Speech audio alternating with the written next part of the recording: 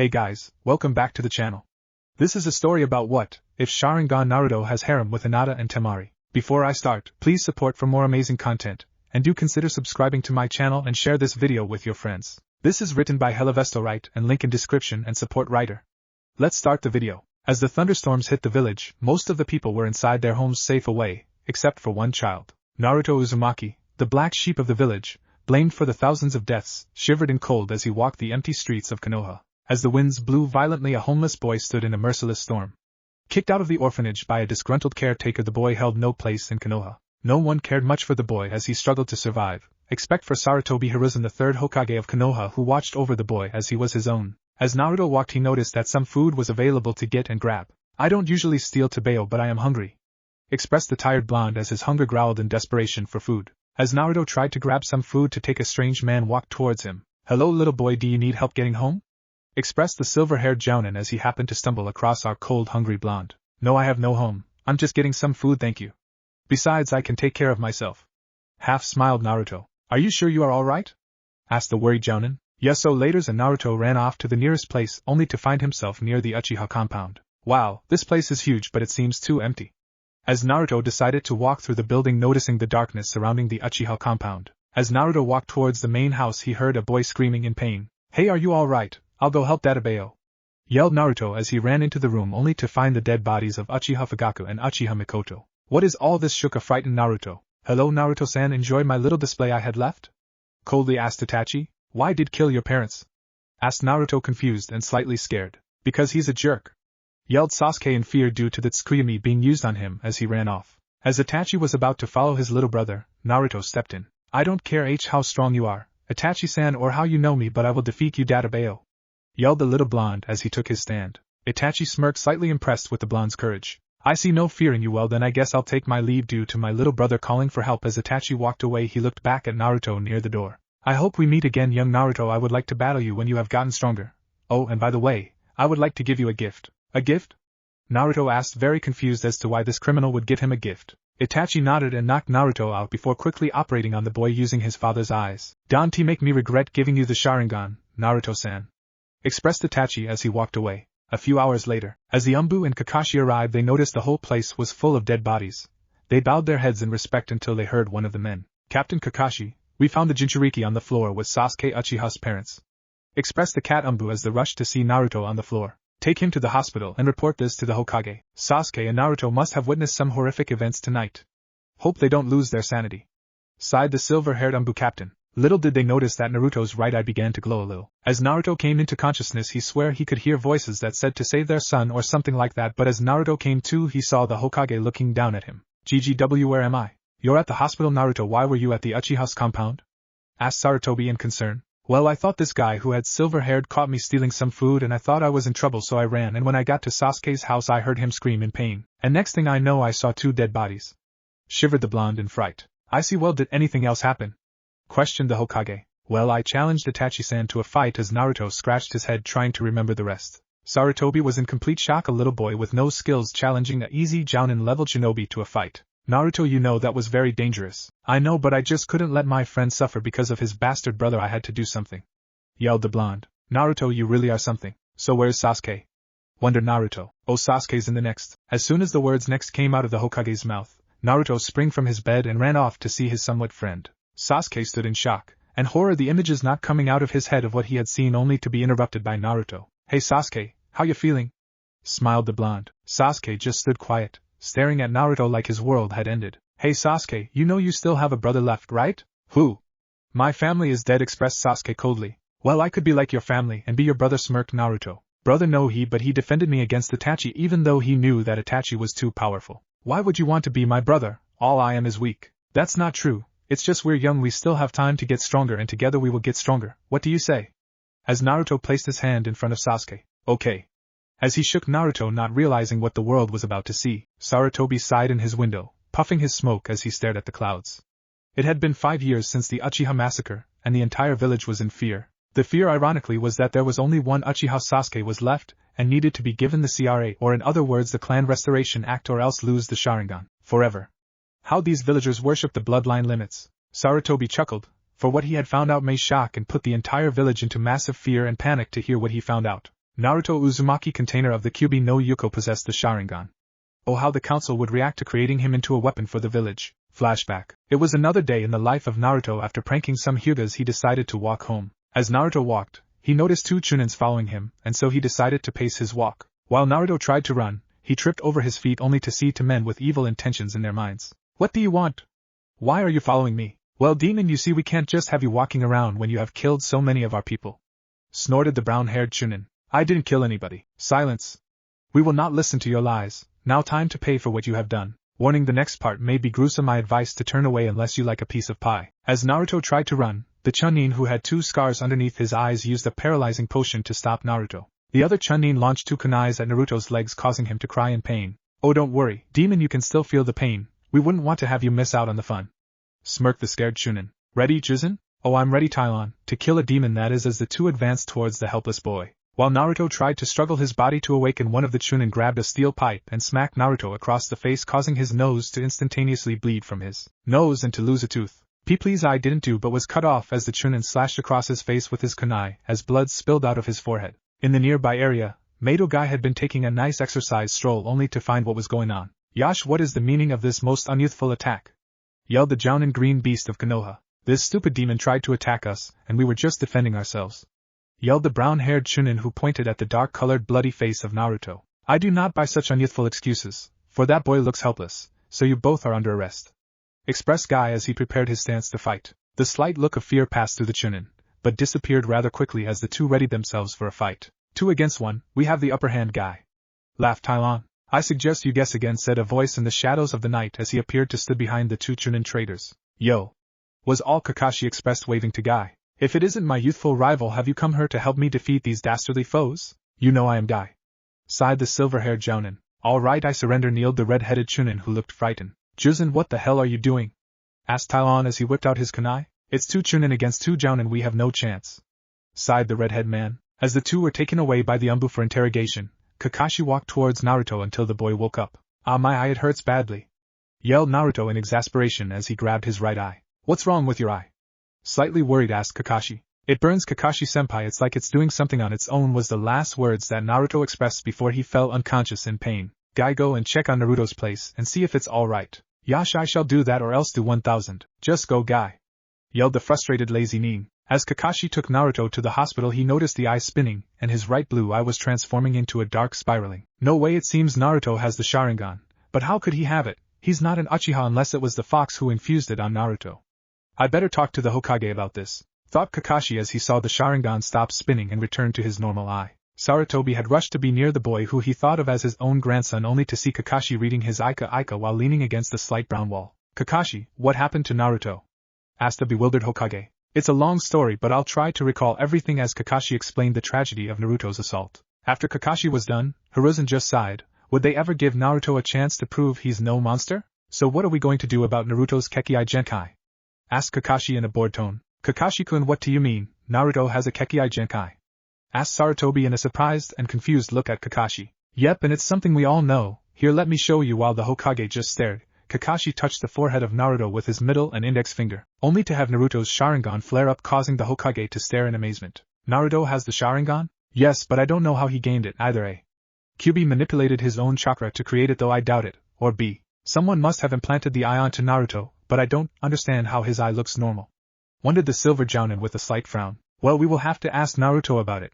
For now we must let him rest. End flashback. Sarutobi knew that the Sharingan was a very powerful Kekii Genkai, and to possess such power with a demon's abilities, Naruto could ultimately be the most powerful shinobi in the elemental nations. He could only hope the boy would not use his powers to destroy the Hidden Leaf Village. Meanwhile, with Naruto and Sasuke, these two had actually acted like brothers, fighting in public, sparring, and even Sasuke allowed Naruto to stay in his house, seeing that it was empty. Yo, Sasuke! Yelled the blonde as he ran towards his brother. Hey Naruto, what's up? Asked the raven-haired Uchiha with his hand in his pockets. Well, I need some help with kunai throwing. I seem to have terrible aim. Chuckled Naruto in embarrassment. Dope, you should practice some more on it instead of going pranking all the time. Sighed Sasuke. Hey, I'm not becoming a shinobi to be all-knowing, I'm becoming a ninja so that I can protect all my loved ones, even temps such as yourself. Shouted the blonde. Sasuke and Naruto had become brothers throughout their years. A few curse words shouted between them, a scuffle here and there, but in the end they would watch each other's backs. So I see Sasuke and Naruto are getting along nicely. chuckled a shadowy figure in the trees. Who's there? Show yourself or else, as Naruto grabbed his kunai ready to attack if necessary. Now, no need to be so hasty with that kunai, Mr. Shinobi. Chuckled Kakashi as he neatly landed on bright green grass of the Uchiha compound. Kakashi-senpai, what are you doing here? Questioned Sasuke. Well, I heard about how you need training in activating your Sharingan, so I'm here to help. Kakashi lazily explained. Well, how are you going to help Sasuke team with that? You don't have the Sharingan. Stated the confused blonde. Actually began to explain the Jounin as he lowered his face mask only to show the Sharingan to the boys. I do possess such a thing. Smirked the silver-haired Nin. How did you come in contact with the Sharingan? You're not an Uchiha, are you? Asked Naruto in shock and all. No, I'm not Naruto, but I'm not the only one that's not an Uchiha who possesses this power. Who else dares to steal my family's power? Growled Sasuke. Well, actually, Naruto possessed this power too. Nervously chuckled Kakashi. Nani? Yelled both Naruto and Sasuke at the same time. Yes, you see, Naruto, somehow your power was implemented to you now. I don't know how you gained it, but all I know is you have the Sharingan, and therefore both of you will be trained by me. Sasuke stared at Naruto in anger, feeling betrayed by the one he thought he could trust. Wait, Sasuke, I remember that night of the massacre. Itachi told me something about a gift. A gift? Curiously asked Kakashi. Yeah, he said he was going to give me a gift but then knocked me out, and then I don't remember the rest. Naruto squinted, trying to figure why Itachi would give him the Sharingan. Sorry, Naruto, I thought you were trying to use me for power. Sadly explained for his staring angrily at Naruto. It's alright, I would be suspicious too, I mean everyone regards the power of the Sharingan highly. Chuckled Naruto while scratching his head. Alright, now that drama is settled, we will begin Sharingan training for the next few months before you two go back to the academy. Alright. Yelled the two excited brothers as their new powers would change the world, not noticing a shadowy figure spying on them a few hundred feet away. Do not disappoint, Naruto, for I expect a grand battle between you and I, and foolish little brother, try not to get yourself killed, whispered an ex-nin before disappearing into the shadows of the forest. It had been 3 months since Sasuke and Naruto had left for their training with Kakashi Hatake. Now at 13 years old, Sasuke had the light brown shorts and wore a black hoodie, but the change people would notice is that he had cut his hair slightly shorter and gotten rid of the chicken hair Naruto would dub as a rooster's ass, and had finally released his Sharingan after a spar with Naruto. Flashback. It was known that Kakashi had been a prodigy before the Third Great War, but what nobody had found out about him was that he had a really intense training regiment. That is until Sasuke and Naruto were taken under his wing. Come on, Naruto and Sasuke, let's keep climbing, shouted Kakashi as he looked down from the top of the mountain to see two fatigued kids. Hey, we don't have the stamina like you do, Kakashi-sensei. A frustrated Naruto said. I thought you wanted to become Hokage. Naruto, a Hokage must be strong and able to overcome any obstacle, but if you can't, what, nobody underestimates me, Tibeo. You'll see I'll climb this stupid rock. As Naruto began to speed up his climbing. He's easy to trick, smirked the silver-haired Jounin under his mask. After nearly 3 hours of climbing, Naruto and Sasuke collapsed on the floor gasping for air after non-stop training. Well, you see, now that wasn't so bad, was it? Sarcastically asked Kakashi. What the hell do you mean it wasn't bad? We didn't even get a break. I swear this felt like a punishment, expressed Naruto as he rubbed his arms due to the soreness. Well, Kakashi-sensei, what was that training for? Questioned Sasuke, still tired from the non-stop climbing exercise. Now that is a great question, Sasuke. It is necessary for a shinobi to have both mental and physical strength than just having fancy jutsus. For both of you to succeed in the shinobi world, you both need to find a secondary strength that you can rely on in case they take your favorite weapon away. So for now, Naruto, Sasuke, I want you to spar with each other, lazily expressed Kakashi as he sunshined it towards a tree as he pulled out his favorite orange book to read. The two soon-to-be shinobi walked past each other until they were face to face only a few feet away. Dobe, are you ready to get a beat down of your life? Smirked the last Uchiha as he tried to push Naruto's buttons. Team, shut the hell up and let's do this, chuckled Naruto as he set his fighting stance by spreading his feet a few inches apart. As Naruto charged, Sasuke leapt into the air only for the blonde shinobi to slide into the ground and pushed off the dirt, doing a back kick to Sasuke's head. While not noticing, Naruto landed on the ground with a smirk, only for the Uchiha to wrap him in a bear hug. Sure, Rindan, lion combo, yelled Sasuke as he used his right leg to knock Naruto into the ground. After a long time of silence, Sasuke walked towards the massive crater that Naruto created, smirking at his victory over his brother. Sorry, Naruto, but you have to realize that I was a pretty decent taijutsu fighter, so you shouldn't have. But before he could finish the sentence, a spiral came at him at full force, knocking him 200 feet away from the crater into the trees. As I've told Kakashi-sensei, don't underestimate me, Tibeo, because I have a few tricks up my sleeve, gasped Naruto. As Naruto walked away, Sasuke slowly stood up only to reveal that his Sharingan eyes had been activated. Hey, your Sharingan has been activated, rooster ass, yelled the hyperactive blonde. Sasuke gave Naruto a cold stare before he turned to Kakashi, who was slowly and lazily walking towards them. Yo, good job, Sasuke. Naruto, you both seem to have potential to be great. Now one request for you, Naruto. Yeah? What is it, Kakashi-sensei? Curiously asked Naruto. I believe you could become an all-around great shinobi, and therefore I suggest to find more jounin teachers to train you. I could get a few of them to teach you if you like. Databeo, that sounds awesome. I would like to get better at taijutsu and genjutsu due to the fact Sasuke team here surpasses me in it. Thoughtfully answered the blonde as he pointed to the Uchiha. Kakashi-sensei, why is Naruto getting the more training? Shouldn't we both? Asked a confused Sasuke. As Kakashi thought of a way to lie to both, he just figured to answer without answering completely. Well, Sasuke, since Naruto was little, he was gifted with high amount of chakra close to jounin level, and since we've trained for a few weeks now it should be now near to Kage. Smiled lightly Kakashi. Kage level! Shouted both Naruto and Sasuke. Yep, so Naruto needs to do double the work in order for him to become a great shinobi. Ah man, well that means that I'll become greater than any Hokage we've had. Expressed Naruto as his smile grew big to realize his possibilities. Sasuke looked slightly hurt and offended to hear that he would be in the shadow of Naruto. Sasuke team, don't worry, we'll both be the best that we can become. I wouldn't be upset if you were to surpass me. Stated Naruto as he patted Sasuke on the back. Naruto, you really are a good friend, a good brother. Yeah Naruto, and I won't be mad if you surpass me. Smiled Sasuke as he shook Naruto's hand. Ah, how nice. Well, on to the next training, tree climbing exercise. A few weeks later, Naruto and Sasuke had progressed magnificently as both of them had mastered the tree climbing exercise and meditation. Naruto no longer was hyperactive and was showing to be a true hidden gem of Konoha. Sasuke was proving his hype with his amazing ninjutsu abilities. They had encountered one problem, and that was Naruto's Sharingan had become like Kakashi's, in which he could no longer be free with his eyes or else self-activation on. Someone innocent could get used upon, so Naruto had to use one of Kakashi's mask. Yo, Kakashi-sensei, we're done learning how to active the Sharingan, so now what? Asked a bored Naruto as he placed his arms around his head. Kakashi thought for a moment before he decided to allow them a new technique. Well, I guess I could teach you one technique I know, but remember this is only to use against enemy shinobi in battle, not in competitions or against a Konoha ally. Do you both understand? Sternly asked Kakashi, eyeing both the boys. We understand, sensei. Bowed Naruto and Sasuke. Good, well this technique is called the Chidori and it's a very deadly attack. Basically you use your Sharingan to compress and power up a lightning attack. Here, let me show you, expressed Kakashi as he hand-sealed the jutsu before pressing one hand over the other, as a ball of blue lightning started to grow and grow before Naruto and Sasuke's eyes. Chidori! Yelled the silver-haired jounin as he slammed the lightning ball onto the trees, cutting down the tree to knock down the others like dominoes. That was cool. Now let me try, as Naruto activated his Sharingan, pressing his palm only to wow Sasuke and Kakashi, as not only was Naruto making a more bigger and powerful Chidori, but it wasn't blue like Kakashi's, it was actually yellow. Naruto, how are you doing that? It's bigger than Kakashi-sensei and on your first try.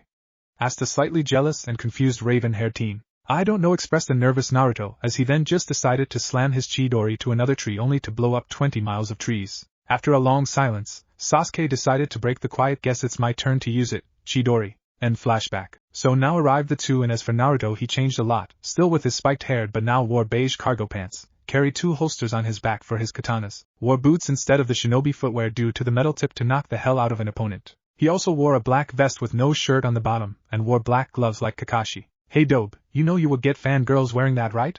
Asked Sasuke, and I hope you know what you're getting into. Look. Yeah, this isn't for girls, team, this is to show how awesome I am, now that I changed. Smirked Naruto as he pointed as himself. Well, let's get going, Mr. Awesome. Chuckled Sasuke as he waved at Naruto to walk towards the entrance. After you, madam. Bowed and laughed Naruto, causing Sasuke accidentally kick him only to get his foot caught by Naruto. Better luck next time, team, as Naruto ran off to only to have a pissed off Uchiha run after him. As soon as they arrived at the door, they were inspected by the 2 Chunin in the front. State your name and reason for coming, explained Izumo with a flat voice of boredom. I'm Sasuke Uchiha, just recently got back and am here with my brother, Naruto Uzumaki. Yes, the Hokage requests to see both of you. But as soon as he had said it, Naruto and Sasuke rushed to the Hokage tower, with Kakashi and the third. As Sarutobi continued to stare at the clouds, Kakashi poofed into the room. Hokage-sama, I have returned from training the 2 young boys that you requested of me to do. Kneeled Kakashi in respect. Good to hear. So how was the training with those 2? An interested Hokage questioned. I think it's best if you put a sound barrier, Hokage-sama. Somebody might hear us. A slightly anxious Kakashi asked. Sound barrier jutsu. After the barrier was placed, Kakashi started scratching his head in order to tell the Hokage some amazing news. Well, Kakashi-kun, what is it that made you act nervous? It's about Naruto. You see, while Sasuke's training has shown me he will be a great Sharingan user, Naruto on the other hand has the potential to be the first great complete shinobi in history. Sighed Kakashi. How can this be, Kakashi-kun? Naruto has never shown potential in other categories. Asked the bewildered Sarutobi. Yeah, that's what I thought too, but once he understood the concept of Genjutsu and Taijutsu, he was able to fight, and even win against Sasuke, creating his own fighting styles. I believe if Kurenai and Guy trained him, he could become an unstoppable shinobi, along with his Sharingan abilities and the 9-tailed fox powers. expressed Kakashi while being amazed at how Naruto could achieve his Hokage dreams so early. You also forget young Kakashi that Naruto still needs to be trained by Jiraiya, his surrogate godfather. Naruto, my boy, you truly have potential to be a legend in the shinobi world. Smiled Sarutobi as he puffed his smoke. Yes, but Kakashi, do me one favor. What is it, Hokage-sama? Asked the confused Jounin. Danzo must never find out about this until the boy can defend himself, okay? Asked an angry Hokage. Why yes sir, waved Kakashi before he vanished out of the room. As soon as the barrier was placed down, the secretary came into the office. Excuse me, Hokage-sama, but Naruto Uzumaki and Sasuke Uchiha are here to see you.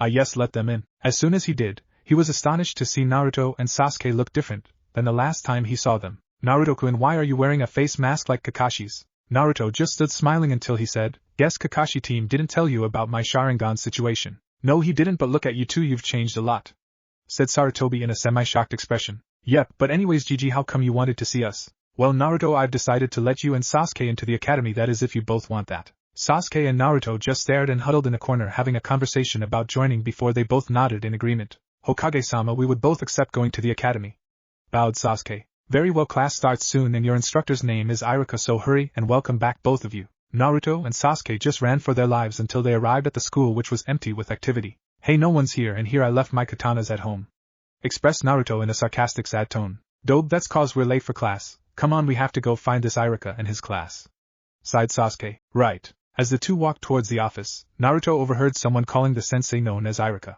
Hey team, his class is room 105, come on, we passed the room, waved Naruto as Sasuke walked towards the class. Iruka was having a bad day. First he had to yell at the Nara for falling asleep, then to Kiba for not allowing him to speak in class. He felt like he was going to collapse and how these kids were not even trying to listen to him. As he turned around to start writing the basics of chakra, a knock on the door was heard and everyone including Iruka were startled by the sudden noise in the room. Everyone settle down, I'll check what's going on, stated Iruka as the class began chatting it up. Iruka opened the door to find Sasuke Uchiha, the boy that people said had been missing. Hello, are you Iruka?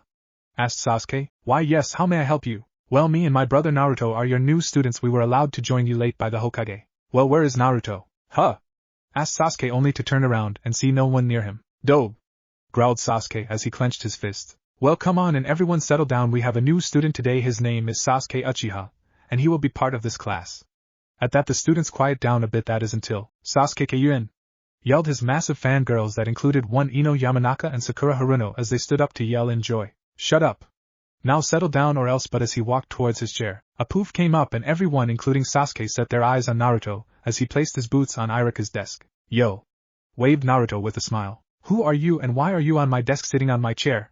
An infuriated Iruka asked. Well, my name is Naruto Uzumaki. I like walk in the parks, sitting on chairs, and some sake, smirked Naruto. And Naruto-kun is back. I can't believe it, expressed a certain Hyuga, which should be obvious. Cha. Naruto-kun is even hotter, that Sasuke-kun, stated a certain inner who was having a conflict on who should she go for. Well, take your seats boys and we can start the lesson for today. While Sasuke sat near two unknown boys in the class, Naruto decided to sit near Shikamaru and Shuji. Yo, waved Naruto to both as he sat near them. Hi, my name is Shuji, smiled Shuji while placing his hand to shake, which Naruto did. Nice to meet you, you're an Akimichi, huh? Yep. As for you? Asked Naruto while raising an eyebrow at Shikamaru. It's Shikamaru, lazily answered the Nara while falling asleep. Not much of an afternoon person, I see, smirked Naruto. Yep, was his answer as Shikamaru went back to sleep, slightly annoying Naruto before he shrugged and talked to Chuji only to have Iruka angry. Naruto, seeing as you were talking, let me ask you, what is chakra? Fumed Iruka. Well, chakra is a person's energy received from nature that allows us shinobi to perform ninjutsu or genjutsu, sighed Naruto in boredom. Everyone in the class, other than Sasuke, just stood silent at Naruto, who answered it correctly. How did you, stuttered Iruka, surprised that a new shinobi had already known the answer. Well, a sensei of mine did explain the concept, Iruka-sensei, smiled Naruto, causing a few girls to sigh in admiration at Naruto. As the bell rang for the class to be over, some of the kids had left, only leaving the few including Sasuke and Naruto. Dope, did you really have to pull a show like you did today? Asked Sasuke as he shook his head in disbelief. Well, yeah, I mean, if you're not ready to hear me out, don't belittle my intelligence, chuckled Naruto. As the two began to walk, a certain shy Hyuga thought she was hiding well from both of them. Please come on out, whoever you are, asked Sasuke as he pulled out a kunai. Don't hurt me, I was just you, and began Hinata as she panicked at trying to find an answer without sounding crazy. Let her be team, she obviously is another of your fangirl, sighed Naruto as he took Sasuke's kunai away. He thinks I'm Sasuke-san's fangirl? Thought a poor confused Hyuga. Dobe, she's not my fangirl. Sometimes I wonder how smart you really are, thought a slightly frustrated Uchiha. Well, anyways, would you like us to walk you home, Hyuga-san? Asked Naruto in a worried tone. Hinata blushed mighty red at having her crush offer to walk her home. Hi! Stuttered the Hyuga princess as the three walked towards the Hyuga compound. Meanwhile in the dark alley a certain man was scheming an evil plot. I know who you are, demon, and I'm going to make sure you don't pass or live when I'm done with you. Chuckled the shadow before walking away. 2. Naruto will find out about the fox in this chapter and will continue to copy techniques. His attitude towards having the fox and meeting the demon will be different than from the canon. This Naruto will not back down from a fight against anybody even if he gets his ass kicked. 3. Team 7 will be changed due to the fact Sakura needs to be placed away from Sasuke and Naruto to grow stronger. Also, when I said he would become a little like Kakashi, I've decided to make him more like the lazy late Jounin. Now for the next chapter. As the room began to flood with students, Sasuke had been wondering where Naruto had gone. Little by little he's becoming like Kakashi-sensei. Sighed the Uchiha in disappointment. After a long while of chatter, Iruka yelled at the class to be quiet as he, Mizuki and another test Chunin were sitting on their chairs. Okay, first off, congratulations to those who have gotten here. Your determination has brought you a long way. Smiled Iruka as he looked around only to drop his joy at seeing one of his students not there. Has anyone seen Naruto? Asked Iruka worriedly. As if on cue, Naruto poofed into the room with a smirk not that anyone could tell due to his mask. Yo! Waved Naruto with a foxy grin. Naruto, where the hell have you been and why are you late? Angrily exclaimed Iruka. Well, I was walking on the road of life when the super cat comes flying and tells me to save the world with him, so I was busy. Shrugged Naruto. The entire room fell down at hearing Naruto's lame excuse, which some people were laughing at. Oh no, Naruto is a mini version of Kakashi, like this world needs another. Worriedly expressed Iruka. Well, anyway, seeing the lazy boy is here, now there will be a test to see if you all paid attention in class, so first up will be Bushin, followed by Henge, and kunai throwing will be last. Finished Iruka as he sat down. After a few hours, the final examiner turned out to be none other than Naruto. Okay, Naruto, do a Bushin, stated Iruka as he wrote some info into the paper. Damn, I'm not good with Bushins, well, might as well try. Thought Naruto as he did the hand seals. Bunshin no Jutsu. Shouted Naruto as a poof came in only to be a sickly ghost-like clone of Naruto. Sorry Naruto, but you failed. That clone does not have any representation of an actual version of you. Well, let me take the rest of the test, Tebeo. Protested Naruto. Fine, now do a Henge, sighed Iruka. After the test was over, Iruka walked out with Naruto as he had finally finished with examining all the students. Naruto, your Henge and kunai throwing was excellent, but your inability to make a clone is why you failed. I'm sorry. Sadly said Iruka while patting Naruto on the back. Naruto looked down for just a minute before he smirked at Iruka, surprising the young examiner. Don't worry Iruka-sensei, I'm good, next time I'll pass, Databeo. Slightly shouted Naruto as he gave Iruka a thumbs up. Good to hear, now run off, chuckled Iruka as he watched Naruto run and wave back at him. For being the container of the fox, he sure is one nice kid. Smiled Iruka. A few hours after leaving class, as the sun was winding down over the horizon, Naruto just sat at the top of the Yondame's head monument as he sighed in slight let-down feeling. What's wrong, Naruto-kun? Asked a fake worried tone of Mizuki. Well, I'm a little down about not passing the exams. Well, I think I could help you with that. I have a side exam for you that if you achieve you pass. Smirked Mizuki with evil intentions. Sweet, I'll take it, answered Naruto enthusiastically as he shook Mizuki's hand. He thinks I don't know what's he up to. What a jerk. Thought Naruto as he grinned at Mizuki. A few minutes after Mizuki had explained his so-called test, Naruto just laid on the fourth Hokage's head before yawning and stretching as he got up. Well, Hokage-sama, I'm sorry for what I'm about to do, but this traitor Mizuki must be caught by any means necessary, stated Naruto in a serious tone as he saluted the Hokages before he poofed away. Since Naruto knew that the Hokage would be alerted if trying to use some cheap trick like harem no jutsu, he decided to create a sleeping powder that went off on the old man as he was trying not to kill him, and as soon as he finished he packed it in his pockets. After a few hours, Naruto had his gears of kunais, powder bombs, and his lucky katanas which he was excited about finally using. Where are you going, Dobe? Asked the tired Uchiha wearing his PJ as he rubbed his eyes trying to wake up. Oh, nothing but to catch a traitor, Teemo, and nice pajamas by the way. Smirked Naruto as he grabbed his equipment and started for the door. What do you mean, Naruto? Shouldn't you let the Umbu catch him? Nervously expressed the Uchiha. Nope, he wants me and only me, so it's my business for now. Well, have a good sleep and I'll see you tomorrow. Chuckled Naruto as he waved before vanishing. In the Hokage Tower, Hiruzen was growing tired of the paperwork. It basically started to take every inch of his energy, and the sudden sleepiness of a powder-weight powder? But before the Hokage could react, he knocked out, falling asleep, thus allowing Naruto to enter before anyone could realize. Sorry Gigi, but I have to do this, sighed Naruto as he grabbed the forbidden jutsu scroll and jumped out of the window as he ran to the woods with them. A plan already assembled in case Mizuki tried to screw him over. Hehehe, I'm ready, Mizuki-sensei. I'm not called an unpredictable storm for nothing. Wait, I only call myself that, oh well, grinned Naruto manically. While arriving, Naruto noticed that nobody, which of course meant Mizuki, was there. He decided to take a peek at the scroll. Here's a good one. Oh wait, laughed Naruto as he activated his Sharingan to begin ripping off some of the techniques. Kagebushin no Jutsu, okay, one down, let's see Chakra Kyuin Jutsu, nice, and what else? Asked Naruto as he continued to look through the scroll as the wind picked up a bit. Doria Heki, a nice defensive jutsu, Doria Jihiki sweet, and one more, oh Shuriken Kagebushin no Jutsu sounds cool. Smirked Naruto as he deactivated his Sharingan. As soon as he did, Mizuki arrived with a big evil grin in his face as he slowly walked towards Naruto. Okay Naruto-kun, give me the, screw you, I already knew you were trying to set me up. Smirked Naruto at looking at a flabbergasted Mizuki. Now the question is why? Tapped Naruto on his chin. Do you want to know why? It's because you're a demon, you were the reason why thousands died on October 10th. Shouted the angry Chunin. Naruto just sat and got lost in thought before he flipped the traitor right in the face. Now I can understand being the container of the fox. After all, for some reason I get all tingly inside during those cold winter nights, expressed Naruto, looking at the stars in a mocking manner, walking back and forth before continuing. But to assume that a child killed thousands, now that was stupid, but I guess if it lets you sleep at night. Sighed Naruto before kicking Mizuki in the face. You little demon brat. Shouted Mizuki. He got up from the kick and touched his lip to see a little bit of blood dripping of him. Oh please, can't you come up with something else, or are you as pathetic with your name calling as you're fighting? Chuckled Naruto before getting a kunai launched at him, which slightly cut a piece of his forehead skin. Die demon! As a battle ensued between a traitor versus the Jinchuriki. Meanwhile at the Hokage Tower, an alarm had been sounded by the Hokage, and Iruka had finally arrived where the other Anbu and Jounin had been standing waiting for the Hokage for him to finally arrive. We have a problem. The Forbidden Scroll was stolen tonight, and from what I remember a sleeping powder knocked me out. Yes, I know it was careless of me, but does anyone have any idea on who could have done this? Asked the Hokage as he looked around. At first not a single person spoke until a Jounin raised his hand to have everyone turn around to face him. I noticed the strange activity that Mizuki had for a few months as he constantly walked around the Hokage Tower, and his mysterious supply purchasing, and just earlier today I saw him in contact with one Naruto Uzumaki, Hokage-sama. I see then, if anyone sees Naruto and Mizuki, arrest Mizuki for treason and leave the boy to me. Explained Sarutobi as he smoked his pipe. Iruka just rushed towards where Naruto could be in some hectic fashion. I hope you're all right, Naruto, just keep Mizuki busy. Thought the Chunin proctor. Back with Mizuki and Naruto. I guess I have no choice but to take you down, Kagebushin no Jutsu. Naruto exclaimed as thousands of clones appeared ready to fight. Mizuki could only watch helplessly as they cracked their knuckles ready to beat the living hell out of him, but then Naruto watched as Mizuki used a cursed seal of some sorts and blew the clones away as they popped. I guess someone decided to be a hypocrite. Oh well, as Naruto pulled down his mask to reveal the Sharingan to Mizuki, shocking the man. How do you possess the Sharingan? You're not an Uchiha? Shook Mizuki in fear. Well, you see, I was just walking around Konoha when I saw this eye and I said, Naruto, you have got to have it, and so I installed it, and here we are now. Let's see how much you got.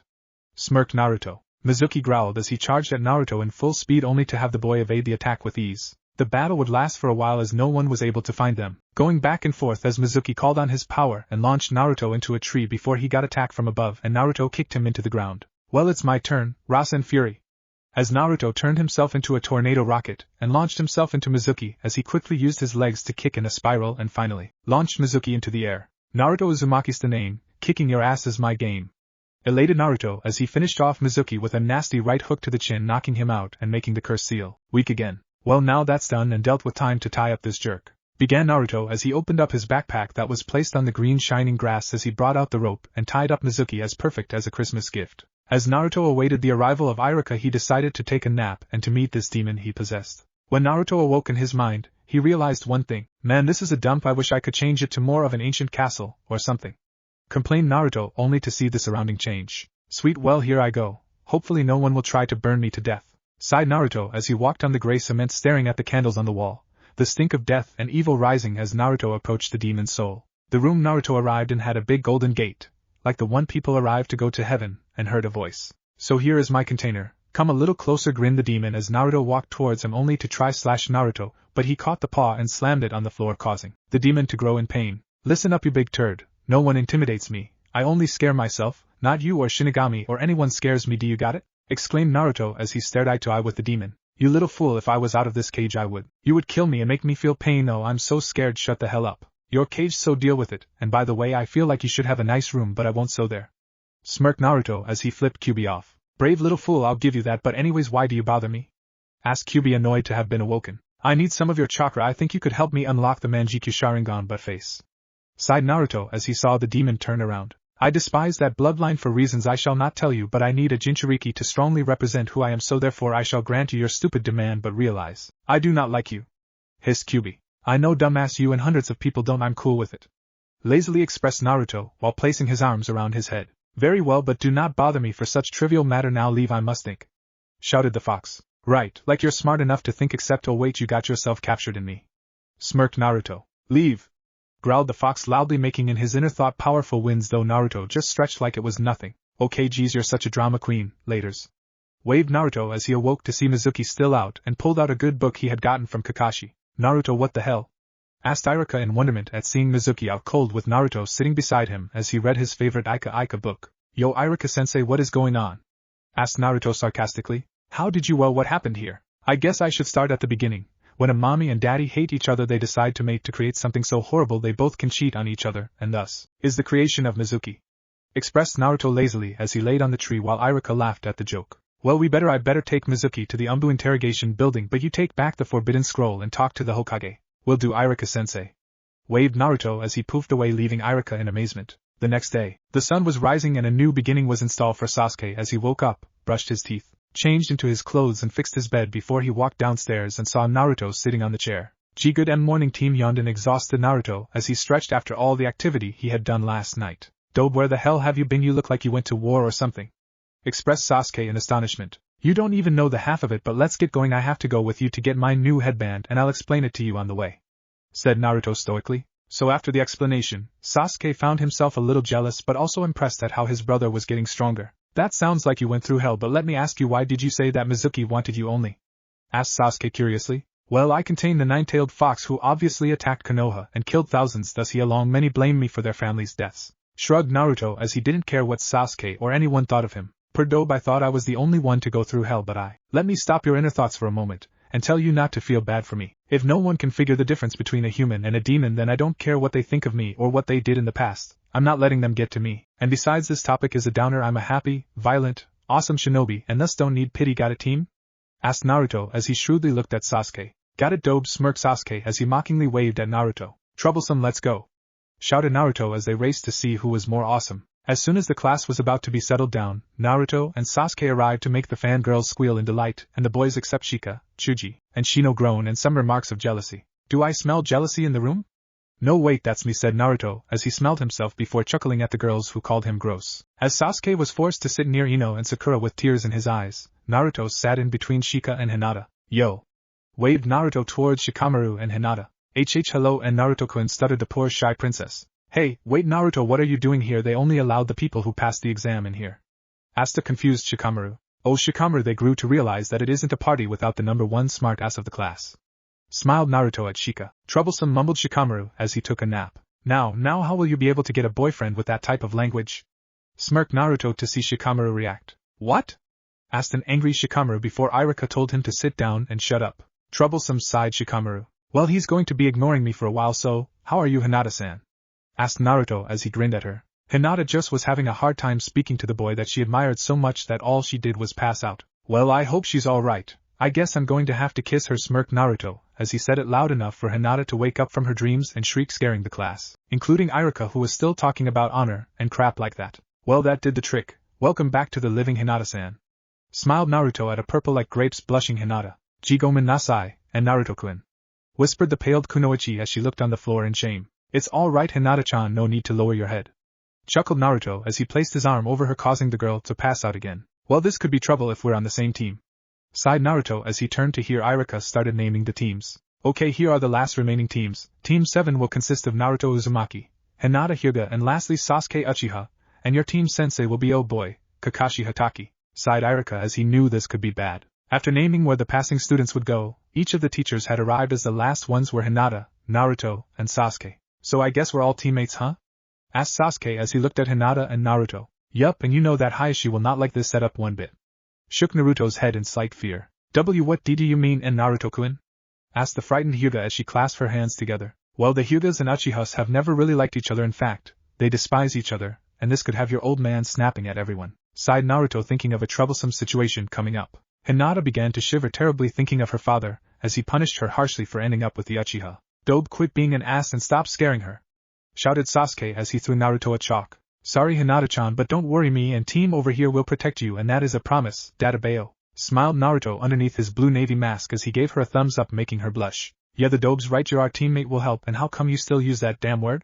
Asked an annoyed Uchiha. Cause it makes you wet your bed. Because it annoys you, that's why Tabeo. Chuckled Naruto before Sasuke launched himself at Naruto, trying to beat the crap the databeo out of him. Hinata just looked at each other before she chuckled at their antics, happy to be in a kind team, and with the love of her life not noticing a certain Jonin smiling in the entrance. Kakashi just sat there a bit surprised to see 3 bloodline users on his team, but just shrugged it off, knowing the rift Hayashi will cause once he finds out his daughter is teamed up with the Uchiha and the demon container. Okay, so how about we introduce ourselves? You go first, princess. Tell us your likes, dislikes, hobbies, pointed Kakashi at Hinata, who blushed in embarrassment. WWL I am Hinata Hyuga, and my L likes ART training, and making medical sea cream, and mumbled and blushed profoundly Hinata, only to have Sasuke and Kakashi smirk, knowing full well that she had a crush on the idiot blonde. And my D dislikes ART those W who be belittle A and you underestimate others. And my G goal I is T to be become S stronger A and I impress S someone. Stuttered the Hyuga princess as she poked her fingers. Very nice, okay Sasuke, your turn. Pointed Kakashi lazily. My name is Sasuke Uchiha. I like to fight, train and use the Sharingan on my opponents. My goal is to stop the man who killed my entire family and to protect my idiot brother Naruto and to revive the Uchiha clan. Bowed Sasuke politely as he sat down next to Naruto. Like we need a clan of emos in this world. Sighed the blonde Sharingan user, only to have Sasuke try to tackle him in anger before Kakashi separated them. Sasuke, that's enough. Naruto, seeing as your smart mouth won't shut up, you can tell us about yourself. Kakashi, I smiled. Fine, but that doesn't mean that I want to anyways. Name's Naruto Uzumaki. My likes training, kicking team's ass, hanging out with pretty girls like yourself. Hinata-san paused Naruto as he smirked, looking at a flustered Hinata who was ready to pass out. Also like his gardening, some delicious ramen and dango, and once in a while sake. As Naruto said this, the 3 looked at Naruto wide-eyed. Hey, I'm an orphan, I run my own life, do what I want when I want anyways. Dislikes, hate arrogant jerks, spoiled prince or princess, and sadistic people. My hobbies: play a prank here and there, talk smack, play shugi with Shika and make fun of Kiba's stupid painted face. My goal is to be the best shinobi in the world, and see where it takes me, maybe a new adventure or a dangerous mission, who knows? Shrugged Naruto as he finished by pulling out a book that Sasuke and Kakashi knew too well. Dobe, is that the new Ika Ika? Drooled Sasuke. Yep, it's called Ika Ika, let's get down and dirty. A pretty good book. Smirked Naruto as he read on, only to have a confused Hinata ask to them what's Ika Ika, only to have silence answer her. Kakashi coughed to get everyone's attention, who looked like they were going to stay silent all day. Anyways, we have nothing today planned, but I suggest you get to know each other, as tomorrow you will have an exam. Oh, and don't eat anything or else you won't be effective. Kakashi lamented as the 3 shinobi nodded in agreement. Later's, and Naruto, where did you get that excellent book? Asked the curious Kakashi. At Rien's Book of Excellence store, I think. Thought Naruto as he flipped his book, only to have Kakashi vanish in a flash. After a while of talking on the bridge, the 3 shinobi decided to head out to Ichiraku's ramen stand. So does anyone have an idea as to what the exam is going to be about? Sasuke as he looked back and forth between Hinata and Naruto. Knowing Arobaka, he's probably going to do something stupid like bells or something like that. Sighed Naruto. And then Naruto-kun, why you shouldn't he talk be badly about Kakashi-sensei? I'll like tea that. Shyly expressed Hinata, worried she might upset her beloved for what she said. Yeah, you're right, but still I get this foreboding feeling we are going through hell and back just to pass again, which in the famous words of Shikamaru, it's going to get troublesome. Said Naruto while closing his eyes in thought. I hear that, exclaimed Sasuke as Team 7 arrived at the ramen stand, as Sasuke sat to Naruto's left, and Hinata sat on Naruto's right. Ohio, I am Chan. Old man waved Naruto as he smiled at his favorite people. Hello Naruto-kun, how have you been? Asked the female who looked to be in her 20s. Pretty good, me and team here passed. Oh, and Naruto sat up as he walked behind Hinata as he introduced her. This our teammate Hinata Hyuga. Oh hail. Said a meek Hinata. Hello, it's nice to meet you, smiled I am at Hinata before she walked into the back of the stand. Well, let's get to ordering and eating. Chuckled Naruto. After dinner, the 3 had finished their meals, which only Naruto pigged out. They started heading for the Hyuga compound to drop off Hinata. Well, I still have to go see Gai-sensei and Kurenai-sensei about what type of training I'll be doing. Said an exhausted Naruto. Be careful when you're out, Dobe. Don't want the past troubles to happen again. Explained Sasuke as he hands in his pockets. Past T troubles? And Naruto-kun, what D does T that M mean? Asked the worried princess. Well, there was this problem where a Chunin tried to get me in trouble by convincing me that if I stole the forbidden scroll I would pass my class, but I took him down to hell, and got my headband. Smirked Naruto. Dobe elbowed Sasuke. Why do you have to always reveal everything to everyone? We don't want to get Hinata-san in the danger you got yourself in. Stated the frustrated Uchiha. Hey, that's nothing, I could tell her about the creature I have inside. Said Naruto, giving Sasuke the foxy grin. Sasuke looked shocked once again. Naruto would tell Hinata something that might scare her away from the team? Why you have a sea creature eye inside of you? Don't you understand, and Naruto-kun? Asked Hinata as she tilted her head to show confusion. Yep, you see I'm a Jinchuriki of the 9-tailed fox known as Kyubi no Kitsune, the bastard who attacked the Hidden Leaf Village. Said Naruto comically. It thought why yandame samake killed the demon fox. Expressed the frightened Kunoichi. You can't kill the undead, silly. But I digress. I told you this because you're my teammate, and I have to be honest with my was all Naruto could say before Hinata lunged herself at Naruto with tears in her eyes. Oh Naruto-kun, I'm so sorry, you must have lived a lonely life. Sobbed Hinata, only to have Naruto release himself from her, as he wiped tears from her eyes as Sasuke just looked on in total silence. Sorry brother, but I just got some things to blackmail you for. Sasuke chuckled inwardly. Now listen Hinata-chan, don't feel bad for me. Yes, I went through hell, but it also gave me the strength to survive, to continue fighting, and for that I am happy. You must understand that in life, things like love, friendship and even your humanity have a cost, and sometimes you won't be given those things, so you fight with every inch of your body.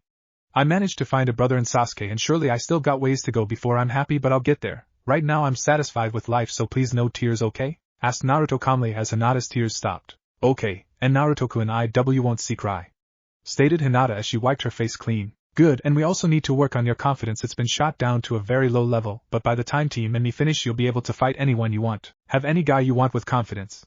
Smiled Naruto, only to have Sasuke laughing in the background. What are you laughing at, team? Asked an annoyed blonde looking ready to beat an Uchiha's ass to the ground. Nothing, go on.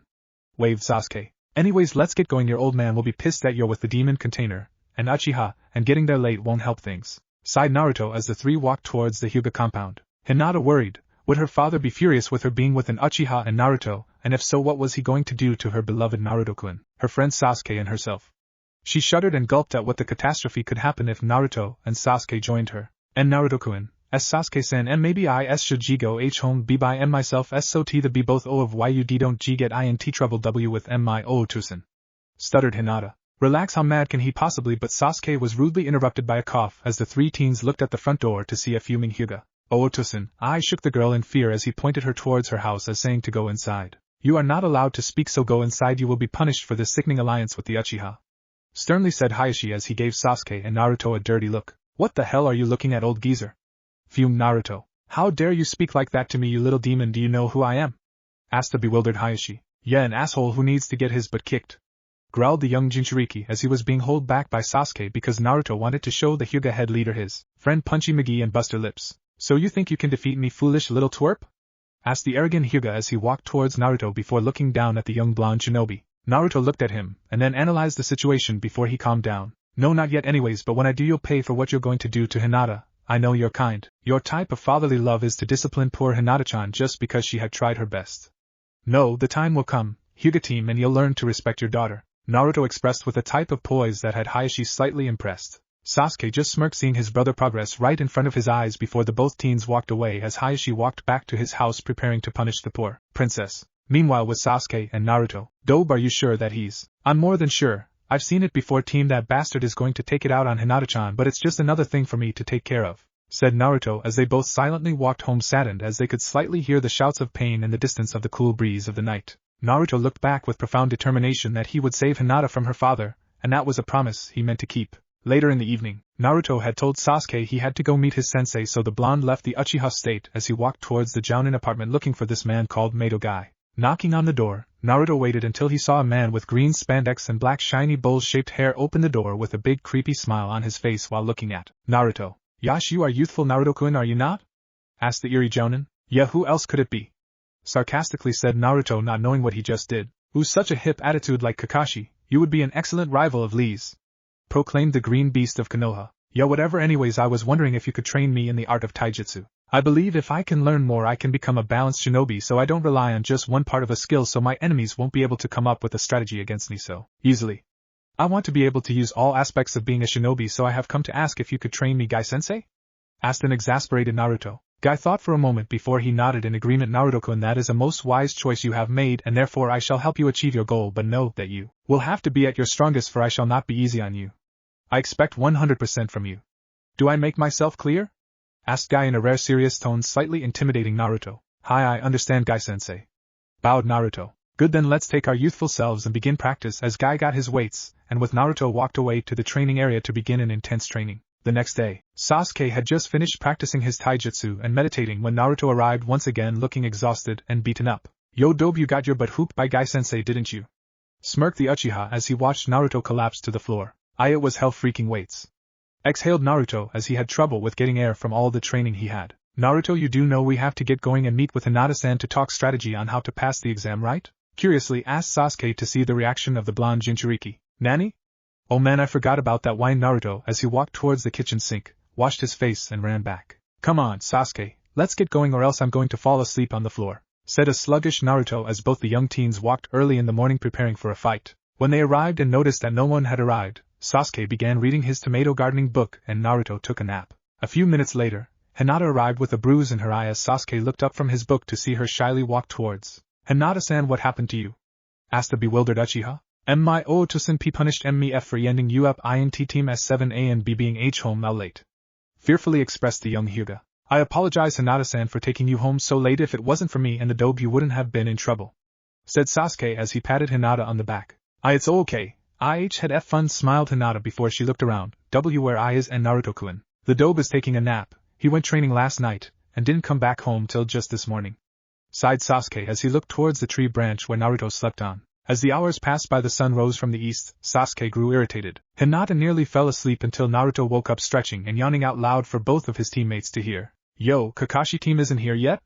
Asked the refreshed shinobi. Nope, and I'm just about to go crazy and kill him for this damn wasting time jerk, growled Sasuke. I see. Oh, Hinata-chan, good to see you, smiled Naruto under his mask. Oh hail, and Naruto-kun, waved the timid girl with a blush on her face. After a while of silence, Naruto started whistling only to have Sasuke throw a rock at him. What do you want, ass face? Sighed Naruto. How was the training with Gai-sensei, Blondie?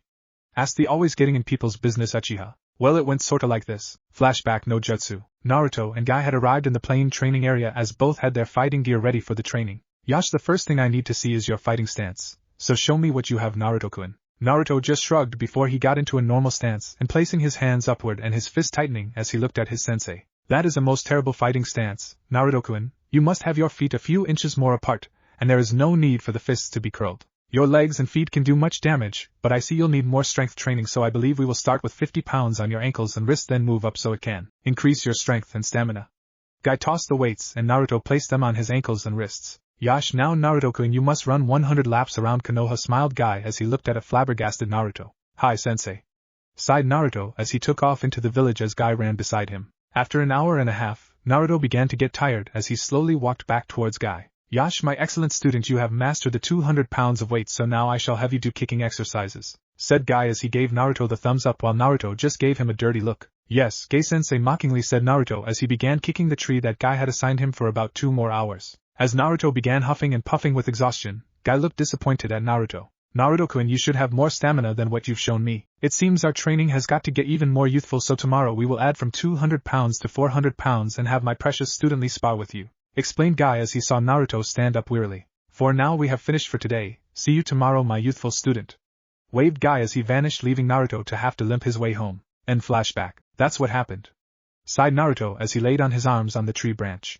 Holy hell, that sounded super vicious though, said the surprised Uchiha. Yep, it was torture, and today I have to go see him, as a friend of mine would say it is going to be very bad, smiled Naruto before he felt him. Well, better be prepared, Kakashi-sensei is about to arrive, said Naruto as he waited patiently to hear any sudden noise that could give Kakashi away. Now, said Naruto as Kakashi poofed in with a wave before he noticed all of them. Yo, today is your genin exam, and as an exam you 3 will be trying to take these, stated Kakashi as he pulled out 2 bells from his pockets. Is what you will be trying to take from me. Only 2 will be able to pass, so when I say go, come at me with killing intent, lazily ordered Kakashi. This is about the dumbest test I've ever had in my life. Obviously it's about teamwork. Geez, I give too much credit to this so-called jounin, thought Naruto as he shook his head in disappointment. Ready, go, exclaimed Kakashi as Naruto, Hinata and Sasuke disappeared into the forest. The 3 shinobi looked across from where Kakashi was as they sat on the branches. Yo team, got any ideas on how to get the bells from Kakashi-sensei?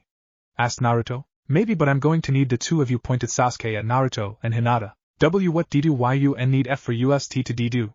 Asked the young Hyuga princess as Naruto too looked confused. Sasuke just smirked as they began hard at work with a plan to get the bells from Kakashi. Meanwhile, with Kakashi, the silver-haired jounin just sat on a branch and sighed at the sudden serene silence of the training area as he pulled out his book. I wonder if those 3 realized it's about teamwork, and if they did, they sure are going to be a great team, smiled inwardly Kakashi as he pulled out his book. A few hours later, Kakashi just stretched as he looked down to see a crying Hinata and slowly jumped down. What's wrong, Hinata-san? It's N Naruto-kun ANS Sasuke-san G got I into A fight A and T they S started you using S some S strange lighting A attack. I see thought Kakashi before he nodded. Let us go as the two raced off to where Sasuke and Naruto were fighting. Nice try Naruto, Sasuke, but I can see through your disguise was about to smirk Kakashi before he saw what was behind the henge of grass, which was Naruto's two Oryoku no Jutsu clones making out, thus causing him to have his first ever massive nose bleed. As everything poofed away, Sasuke and Hinata stared dumbfounded at Naruto, who was just shaking his head. Baka, what did you do to get Ero Kakashi nose bleeding?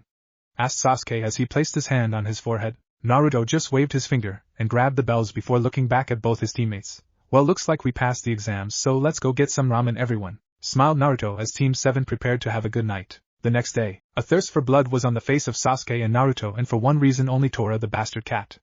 It had managed to mess up Sasuke's shirt, thus unleashing the fangirls, including one Yamanaka Ino and Sakura Haruno, as Sasuke ran from the only fear in his life. As for Naruto, the cat had managed to eat his favorite meal from Ichiraku's, and thus he activated his Sharingan. This is Blonde Bomber to Little Peep, come in Little Peep, said Naruto on the three-way radio. T this I is L Little Peep Peep W, what I is I it B Blonde BB Bomber?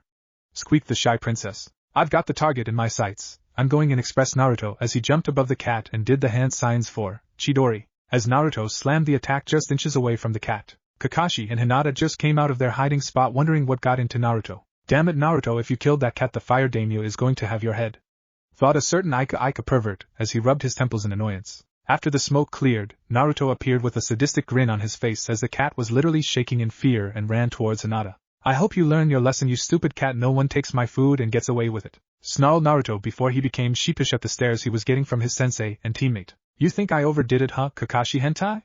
Naruto asked as he scratched the back of his head. You think? Anyways, let's get this cat back to his owner, sighed Kakashi as the three ran off to drop off the most annoying target in the history of Konoha. After 3 agonizing hours of the lady crying and hugging her beloved cat, the 3 shinobi along with Kakashi walked out of the Hokage Tower with a huge sigh of relief at not having to deal with the dastardly cat. Well, excellent teamwork, and tomorrow you 3 will learn how to tree climb so you can perfect your chakra control, so goodbye. As Kakashi's sun shined away, the 3 shinobi all got home and each laid on their bed having different dreams in their head. In Sasuke's dream, are you ready to die, foolish Otuto? Smiled Sasuke as his older brother shook in fear. And no, please, I beg off you, show mercy, begged Itachi as he shed some tears. Too late, snarled Sasuke as he chopped Itachi's head off. Sasuke just smiled in his sleep, anticipating more great dreams for the night. In Hinata's dream, Hinata had her SM clothing on as she looked down at her captured fun toy, aka Naruto, tied up with slight fear in his eyes. Oh my sweet, sweet Naruto-kun, we'll be having fun tonight. Yes we are, sweetly said Hinata as she licked Naruto's face. I know the procedure is that the man usually takes the woman's virginity, but I decided to change things up a bit. Because you're too kind to do such a thing, I'll gladly take your virginity away. Naruto-kun, as began a very M-rated scene that I shall not write because I can't do lemons to save my dog's life. Outside of her dreams, Hinata began to silently moan and sweat a bit of her erratic dream. In Naruto's dream, Naruto was still awake when something sent shivers up his spine. Man, I get this bad feeling someone's talking about me. Keep cool, Captain Awesome. I can't lose my cool. Waved Naruto off as he drank his cup of milk and went to sleep. Naruto just sat on his tree branch smoking a something that could be illegal in 49 states of the USA as he sighed before he saw his favorite monkey. Hey monk, what's going on? Lazily waved Naruto. Oh, nothing much, Master Uzumaki-sama, expressed the monkey with a British accent. So when will we tell the world that you're actually real? Asked Naruto. After a long silence, the monkey looked at Naruto. No, I don't think we'll be telling them that, smiled the monkey as it ran off into the woods. Monk, shouted Naruto in his dream. Naruto woke up as he shouted, Monk, shut the hell up, Dobe, that monkey isn't real, yelled Sasuke. You've got to believe to see, team, shouted Naruto back before knocking out. And so the night was done. Other than Naruto had forgotten to meet up with Guy, the day had gone perfectly well except for tomorrow when Naruto would have to do some extra youthful activities as his punishment for skipping training. Naruto groaned as he walked towards his death squad, which was headed by none other than his sensei Mado Guy. It seemed that the jolly green beast of Konoha was not too pleased about his absence from training, and thus decided that a discipline action was to be placed on the young blonde. So he sent a message to Naruto saying he would be sparing against his cute team and be punished for his hip attitude of skipping his training. As the young Jinchuriki walked, he noticed a nice empty field as the grass began to move side to side with the breeze of the wind blowing Naruto's hair, making it a perfect place to meditate. Great, just great. Guy-sensei's pissed with me, wearily expressed Naruto as he started his stretching his arms and legs.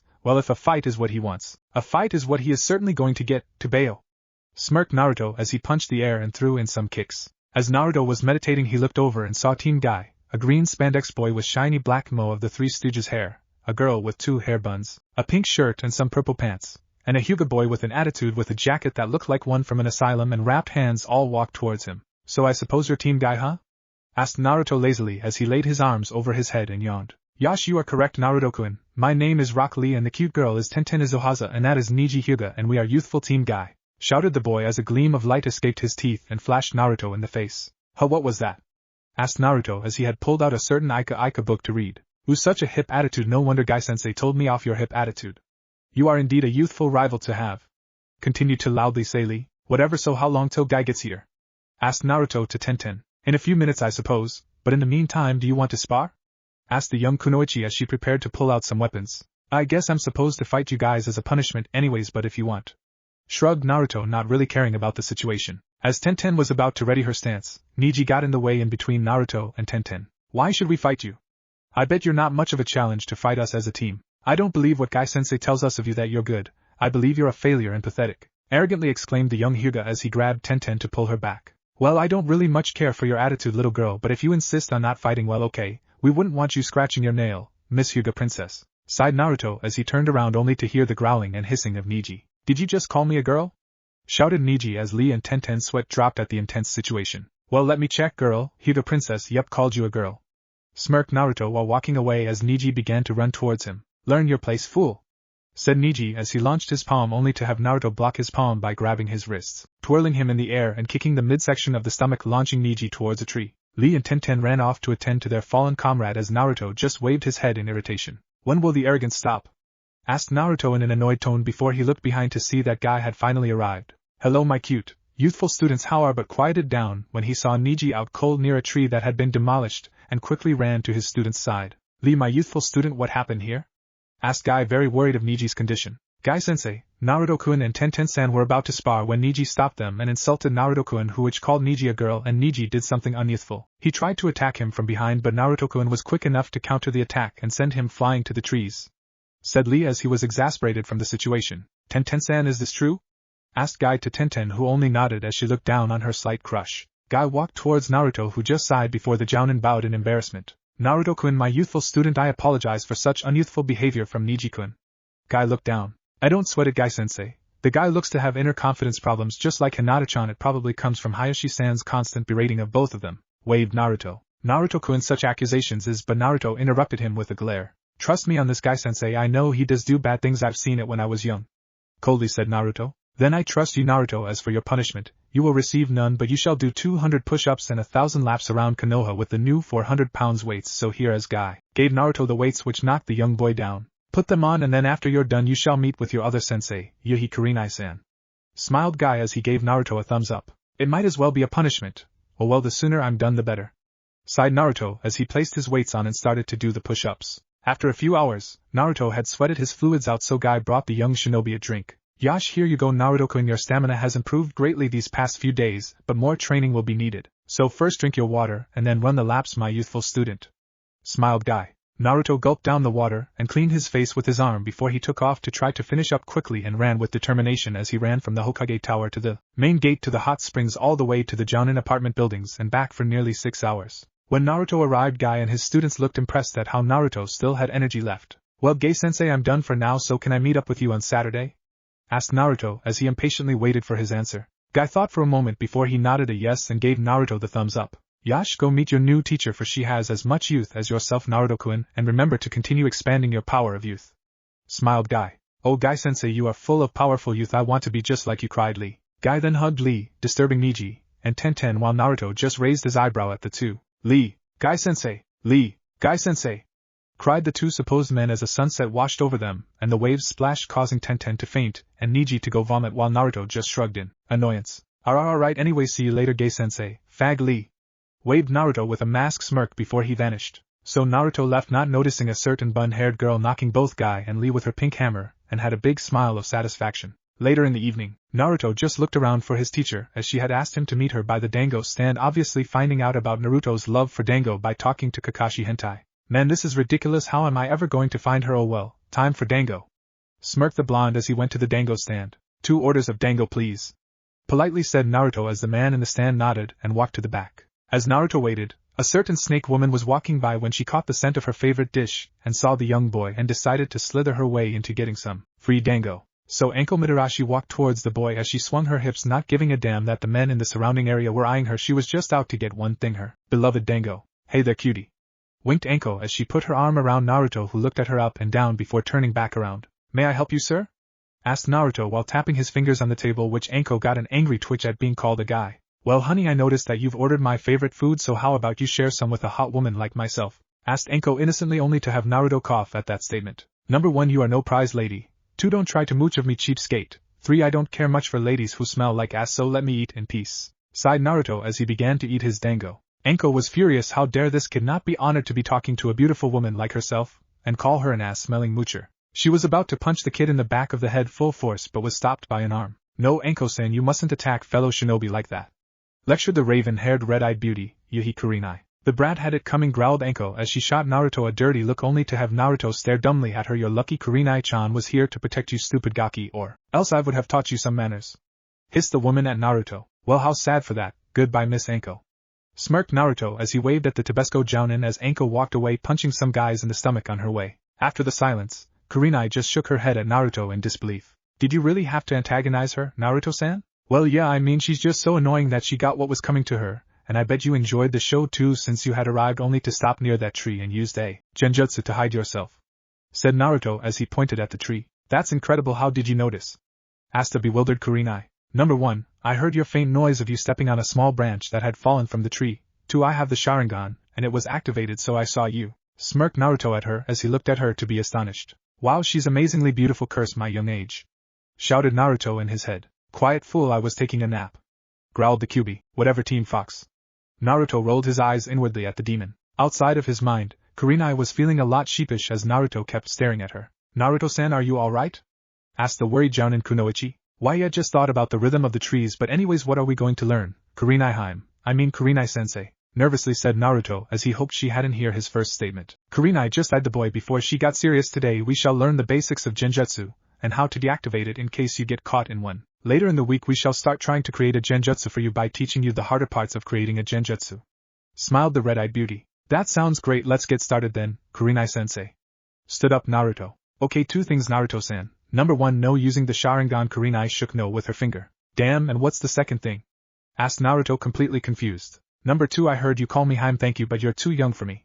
Chuckled Kurenai to see Naruto's sweat drop and blushed underneath his mask. Why, yeah, no problem. So the two walked off as the intense Genjutsu training was about to begin for the young blonde Jinchuriki. As the two arrived near Kurenai's house, she had decided to train him a bit in the front just for precautions. Okay, Naruto-san, there is 2 ways for you to escape a Genjutsu. 1, to inflict yourself enough pain that causes you to wake up from the Genjutsu, or 2, to use the technique Kai to erase the Genjutsu. Your first part of training will be to locate the source that is placing the Genjutsu, then deactivate it, okay? Naruto just nodded in agreement as he sat on the ground and surprised Kurenai by placing his weapons beside him, and as soon as he did that, Kurenai grinned. So Naruto got to work, because as soon as he closed his eyes, Kurenai placed Naruto under a Genjutsu where both of them were in a forest as Naruto just meditated, trying to come up with a way to find her. There's got to be a way to find her, maybe if I can find her scent MMHHH, I sense a lilac perfume southeast of my location, yeah, that's it.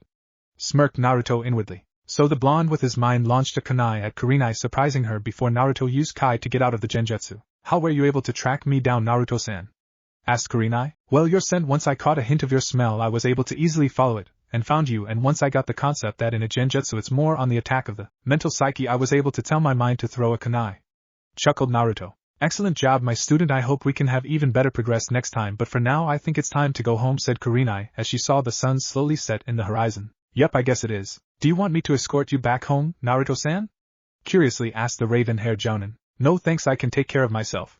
Smiled Naruto as he walked away with his hands in his pockets, but not before waving goodbye. So Naruto just sighed as he was walking on a tiresome day that had taken due to 2 very pushy teachers, but felt if they believed that much in him he wouldn't let them down. Naruto also noticed that a Jounin was hiding in the trees staring at Kurenai-sensei.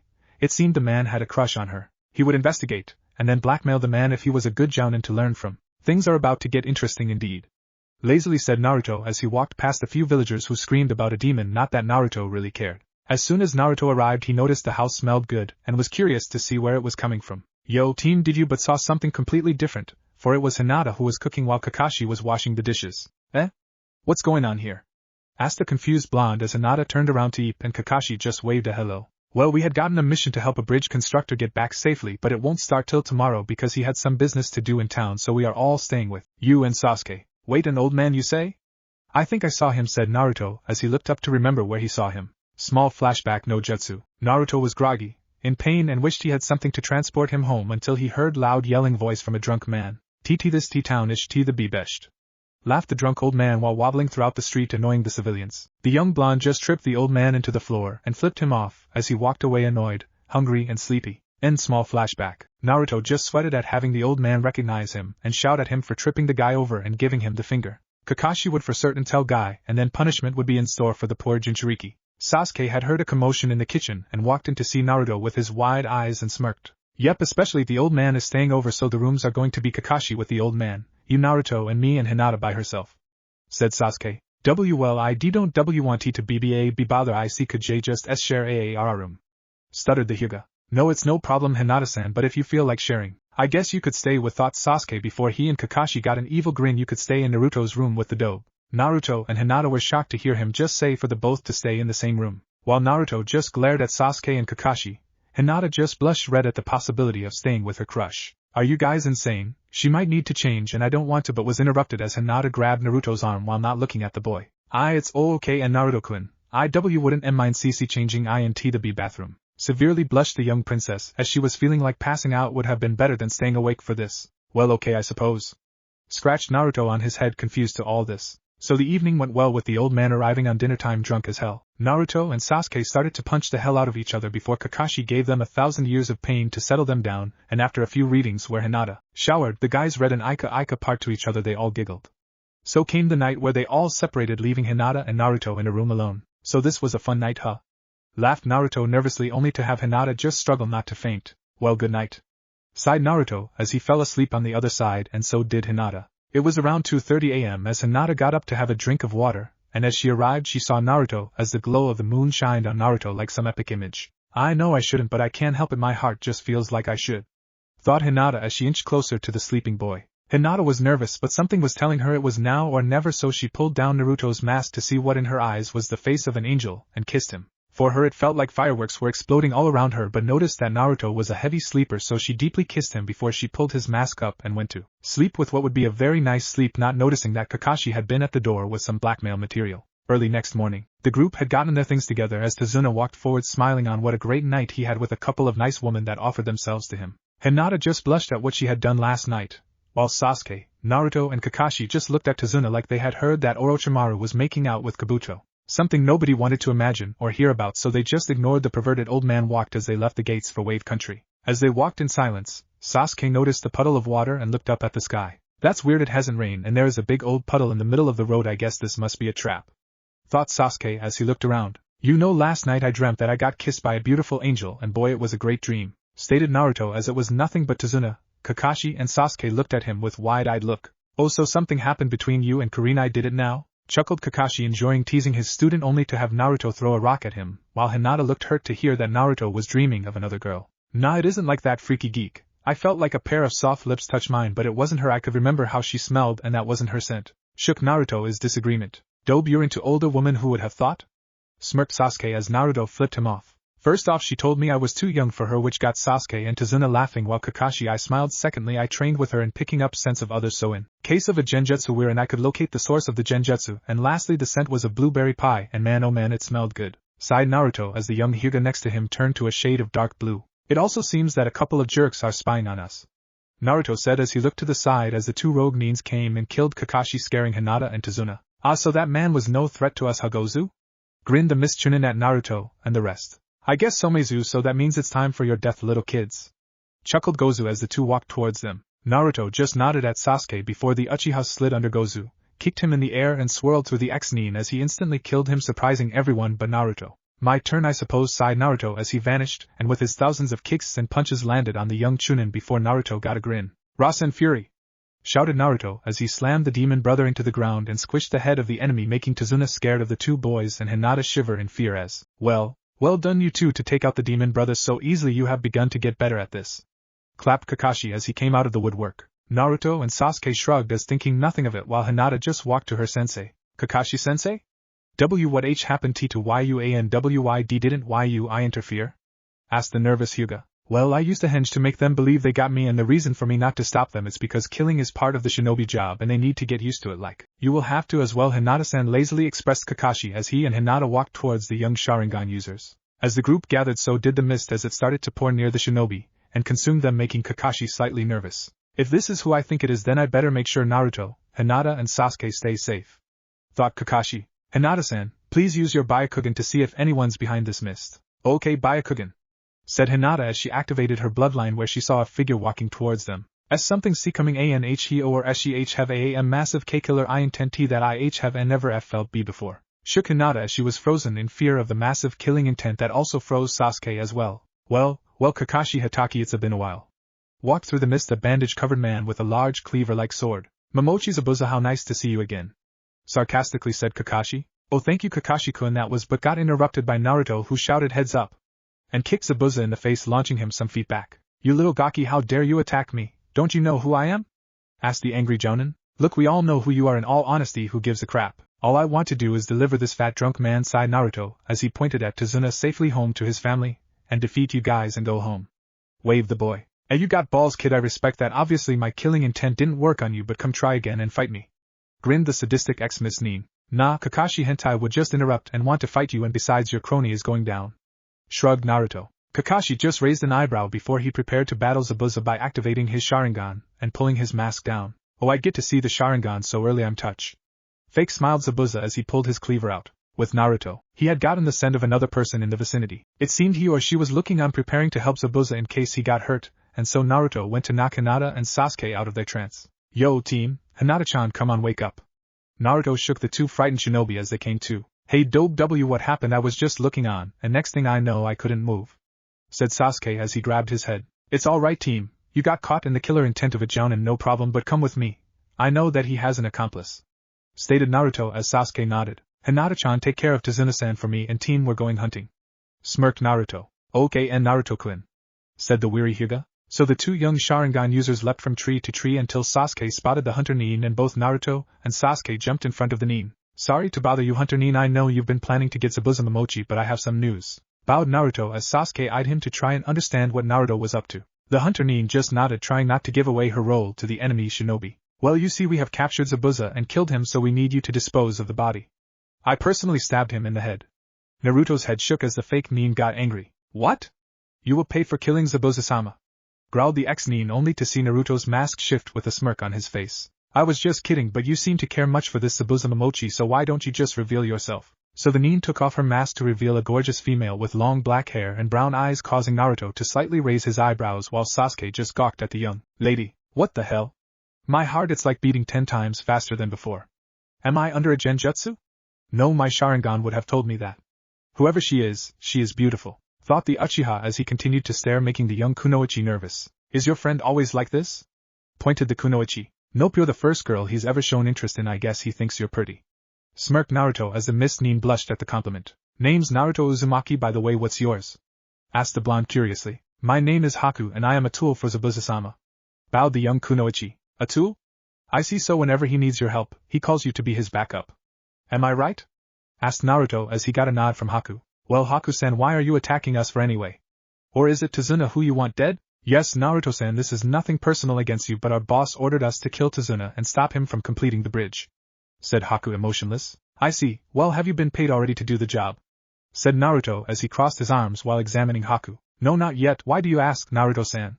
Asked Haku, surprised by the question. Well, there has been this thing going on lately where the people who hire the ninja backstab their employers and have the ninja killed so they won't pay for their services. I heard that when I was out taking a stroll through my village, sighed Naruto as he sat on the floor lazily. Well, Zabuza-sama and me never really thought about that, explained the confused Kunoichi. Naruto thought for a moment when suddenly an idea began to form in his head.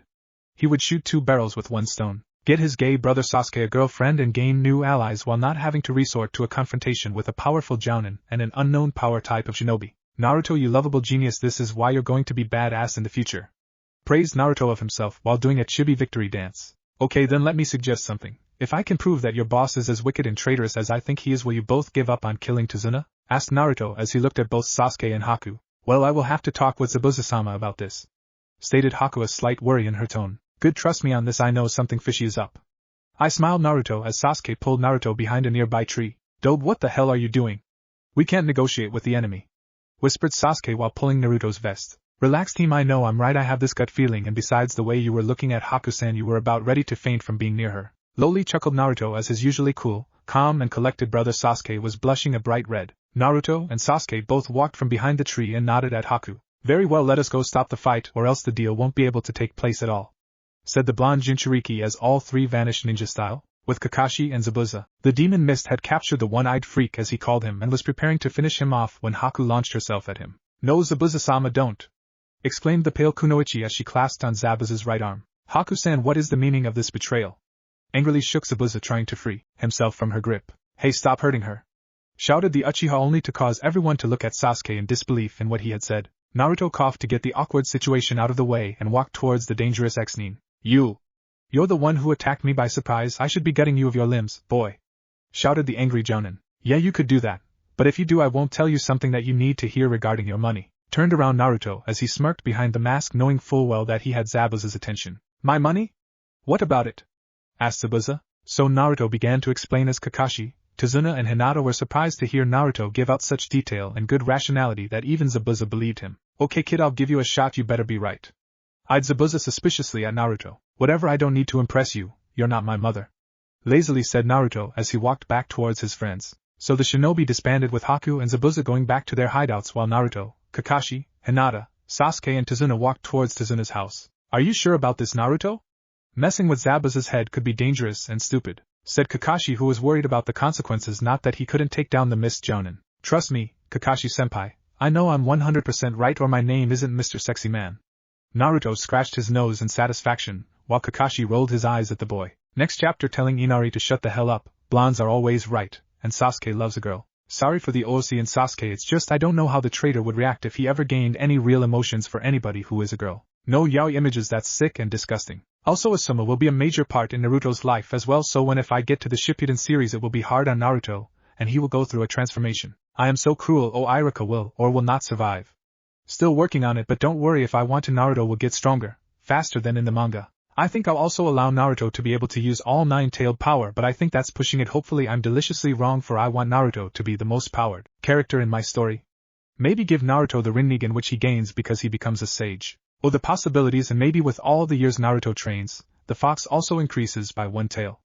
I'm having tons of ideas for it. The night sky was shining with the stars, a calm quiet night as most people were asleep except for one, Naruto Uzumaki, who was training by doing push-ups, sit-ups and leg stretching. While he was sweating from the exercise, Naruto stared at his height with a determined face before going back to kicking trees to strengthen his leg muscles. So the blonde Jinchuriki walked towards the house when he found Haku picking out herbs. Yo Haku-san. I smiled Naruto as he walked towards the girl. Hello Naruto-san, may I ask if you have found any proof of Gata's betrayal plans? Inquired the Mist X-nin. Nope, but that doesn't mean that I won't find evidence, you'll see. Smirked Naruto as he placed his hands in his pockets. Let us hope you do. I do not want to fight any of you. I know me either, it would be as someone I know would say troublesome.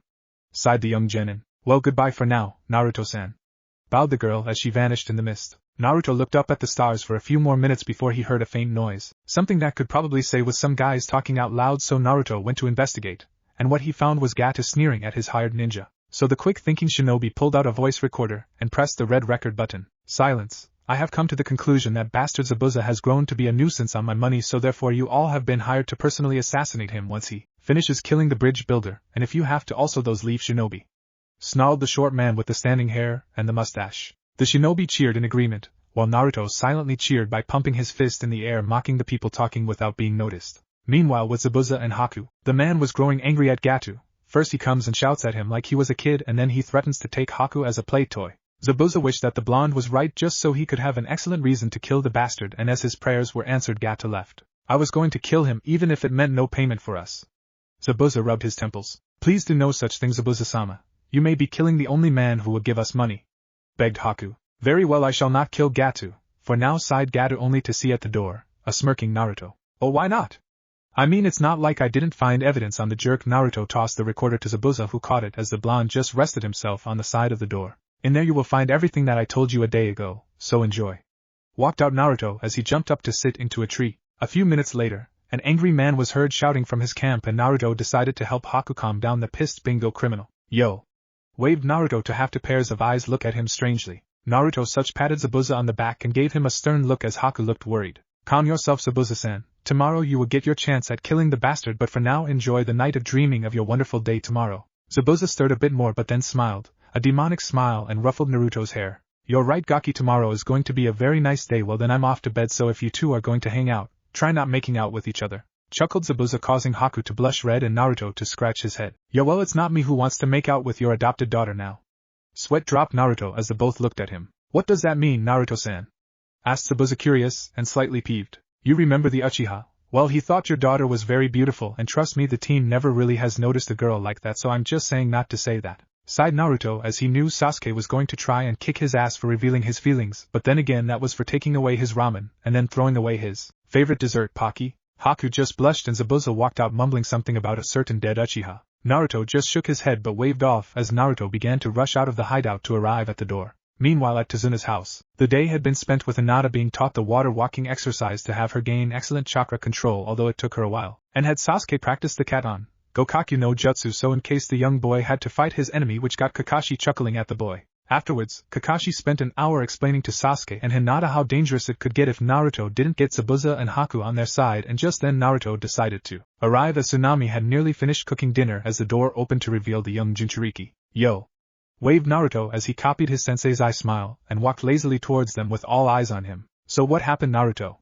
Did you anxiously ask Sasuke as Hinata and Kakashi stared, anticipating his answer. Man, Gata blubbered the truth like an idiot, and I, sir cool and sexy shinobi, caught the short fat ass in the act with his showing them all the voice recorder, as he grinned while Sasuke smiled and Kakashi nodded in approval. Excellent spying abilities, Naruto, you really are getting this shinobi skill down even as a genin. Kakashi smiled underneath the mask. Thanks, oh yes, sorry for not being here when my team and sensei introduced themselves, I'm Naruto Uzumaki. Bowed Naruto as he kissed the young woman's hands, causing her to giggle while his team looked confused. It's okay, my name is Tsunami and it's a pleasure to meet such a well-mannered shinobi. Smiled the woman. What can I say? Scratched his head in embarrassment before he growled in his stomach. Ah, my boy, you're hungry, well then let's all have a good meal. Laughed the old man as they all ate a very delicious meal with Naruto telling them tales of him escaping Umbu and painting the Hokage's face with I'm a pervert but I love my job in the face. After a few sighs of satisfaction, Sasuke spoke up. Well, have to plan for tomorrow, who knows what Gato has up his sleeves? Asked the young Uchiha as a small snort was heard from a little boy who walked in the room. You all have no chance against Gato. He'll kill you if you don't leave, so stop thinking you can be heroes. Expressed the angry little boy. As Sasuke was ready to pounce the boy for insulting him, Naruto stepped up and placed his arm in front of Sasuke to stop him from hurting the client's family. I see, well little boy, I suppose you're right. I mean, a guy in a tuxedo has so much power that we should cower in fear from him. Trust me when I say this, little boy, no one makes me back off from a fight, not Gato, not Shinigami, and hell, not even the nine-tailed fox for that matter. Smirked Naruto as he saw wide eyes from all the people in the room. I know your type, the ones that have lost someone that you loved and now want to give up on life, and maybe one day I'll lose someone like that and maybe I'll think like that too, but I'll have to brush it off, and do you know why? Naruto faced the young boy who looked scared. Why? Well, because people need someone to help them during their time of grief, to give them hope, and thus gives me a purpose in life to get stronger to help those who can't help themselves. To be the best that I can be, so if someone needs a shoulder to cry on or someone to rely on, I can be that person they can trust. I don't mean to be arrogant, but that is just how I feel, so that is why I am who I am. Tell me, what is your name? Asked Naruto as he shifted his head. Inari. Said the boy as he wiped his tears away. Well, Inari, just cause you don't have your loved one with you, that doesn't mean he's not here in spirit trying to protect you, and besides you still have your mom and grandpa, don't you? Softly asked Naruto. Why, yeah, I do. Smiled the young boy while some light tears fell. Well, me and Sasuke over there don't have any family but ourselves and would give anything to have your family. Kakashi-sensei and even Hinata-chan have lost loved ones in a certain time of their lives, so you aren't the only one to have done so, but most of us have to do it alone, but you don't. So don't you see, you're very lucky to have someone to care for, and besides it hurts your family to see you suffer so much, so give them a hug and don't take them for granted, okay, Inari-san? Said Naruto as he patted Inari as the little boy smiled before he hugged his mom and then his grandpa. The rest of Team 7 just looked at Naruto with admiration and for a moment saw the same thing beyond him. Well guys, now that's taken care of, let's all sleep. Naruto yawned as he walked into a room and fell asleep, with the rest departing and two falling fast asleep. The next morning, the birds chirped as the sun rose in the west, and the pink light blue sky had begun to shed some light as most were asleep while Naruto and Kakashi were outside training. Okay Naruto, I know you copied my Raikiri, so I'm going to teach you how to use it. First off, you will need to learn how to thrust quickly if you are going to use this technique, because it allows you to cut any object like a blade. So what I want you to do is gather the electrical force on your hands. Then after you gather the lighting, Quickly use your forearm and thrust the attack to the object, and you'll see what damage it causes. 2 things. First, this is an assassination technique, so only use it when you're in danger of a criminal, and not on a friendly spar. Secondly, this technique uses a lot of chakra, so if you are going to use it, beware of the consequences. Do you understand? Asked Kakashi as he eyed Naruto with a serious look. Naruto nodded, understanding this is a unique technique, and just looked passive as he began his training. Okay Naruto, you may begin. I smiled Kakashi as Naruto prepared his hand. In Tazuna's house, Hinata yawned and stretched as she woke up from having a nice dream with a certain blonde as she looked to see Sasuke saying something about a pretty kunoichi named Haku, and she softly giggled at the Uchiha's antics. She walked out when she saw Tsunami making breakfast, and turned to see Tazuna drinking coffee when she walked towards them with her gear on. Excuse me, but did YUSC and Naruto-kun? Asked the shy shinobi. Oh Naruto, yeah, he went to train early with Kakashi. They said they'll both be back in a bit. Smiled Tazuna at the girl. Oh okay. Nodded Hinata as she sat down and placed her ninja shoes on. Is that boy your boyfriend?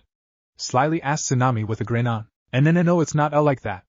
Exclaimed Hinata with a major blush on her face as Tazuna and Tsunami grinned. Just then 2 samurais bust through the door, surprising everyone who had evil intentions in mind. Listen up, Gato has decided to take out the villagers of this place, so we're here to kill you. Smirked the samurai as he pulled his sword out. Well, I won't let that happen, Jukin.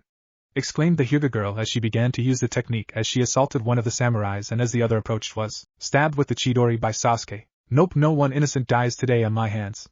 Nodded Sasuke to Hinata as they both jumped through the big hole in the house as they saw 6 ninjas flying towards them as Naruto and Kakashi walked out of the forest. Yo!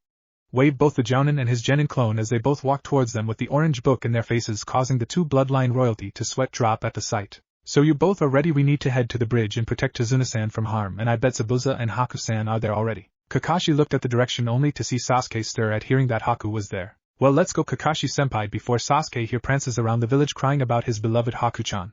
Smirked Naruto. HN. Grunted the Uchiha as Hinata giggled at the joke, and Kakashi let a small chuckle come out before all 4 shinobi vanished. Meanwhile, with Zabuza and Haku, Gato and his men had begun walking towards the old man but was spooked by Zabuza and Haku, who stood in between them. Zabuza, what is the meaning of this? Asked Gato, who was surprised and angry at the demon ex-nin. Zabuza just gave a big smile to Gato, which really freaked him out because the one of the 7 swordsmiths of the Mizu no Kuni country never smiles unless he is about to kill someone. I found out about your little plan, Gato, about killing me and keeping Haku-san. Well, I'm here to send you to your grave. And shoved his sword through Gato and cut him in half, disgusting most of the ninja, scaring Tazuna and the new arrivals Sasuke and Hinata, who paled at seeing such a brutal killing, while Naruto and Kakashi just rolled their eyes at the display of the bingo book criminal. Wow, that was something, huh? Sarcastically said Naruto while placing his around his head, earning a glare from Zabuza. Watch yourself, Gaki, or that could be you on the floor, cut in half and dead. Grinned Zabuza, only for Naruto to walk towards him and lie down on the floor. Oh, you mean like this? Innocently asked Naruto as the pool of blood squirmed onto his arms, surprising everyone in the vicinity. You're weird, in a good way, so that means I respect you, Gaki. Smirked the demon under his bandages and patted Naruto on the back. How do you do it, Naruto? You seem to have lost the ability to have fear that plagues us all. The last time I saw you, you were shaken in your boots, but since then you're just brash and unafraid. Thought Kakashi. Flashback to the rescue. The villagers had chased him around for nearly 2 hours and the young boy was tired but soon came into the dark alley and noticed that there was no way out. Curses, I'm trapped. Well, Sasuke, I'm going to be late again. Sighed Naruto as he turned around to see an angry mob. There you are, you little demon, how dare you try to befriend my daughter? Asked an angry man with long black hair and glasses on. Geez, is it a crime to make friends? That's all I was doing. Naruto innocently proclaimed. For you, breathing is a crime, and you shall be punished.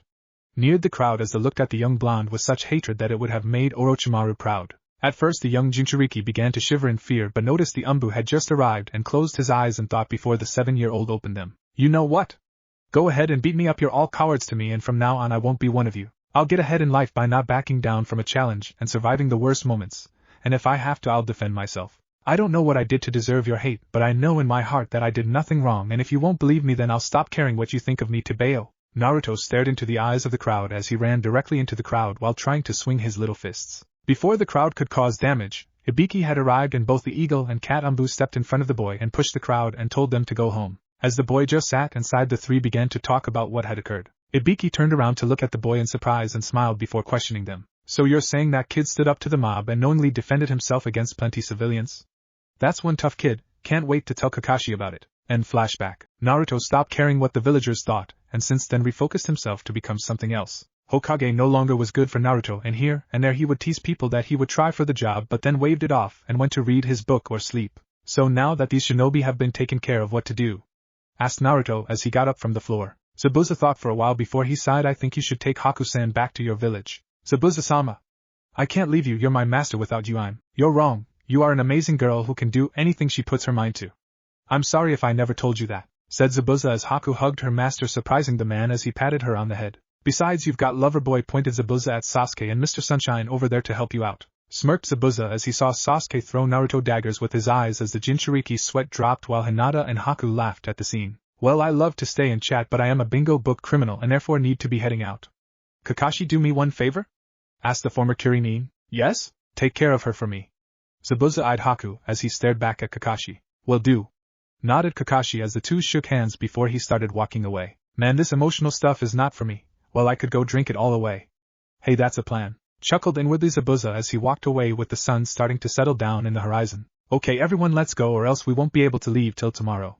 As Kakashi, Naruto, Hinata, Sasuke and Haku all left, a few hours later, the shinobi had camped out during the day and Naruto was the only one awake to see Haku and Sasuke holding each other, earning himself a sly grin, and took a picture. A blackmail gold. Now he'll show me some of his family's techniques, but before that I have to make copies just in case he refuses. Smirked Naruto as he put away the camera before he looked around. Well, everyone's asleep, might as well get to some stretching and kick exercises, but first I've got to talk to a certain fox, whispered Naruto as he sat near a tree and began to meditate. Inside Naruto's mind, Naruto just walked calmly with the hollow noise of his boots as he looked between doors to find the demon until he saw the golden gate with a certain pair of red eyes. Yo!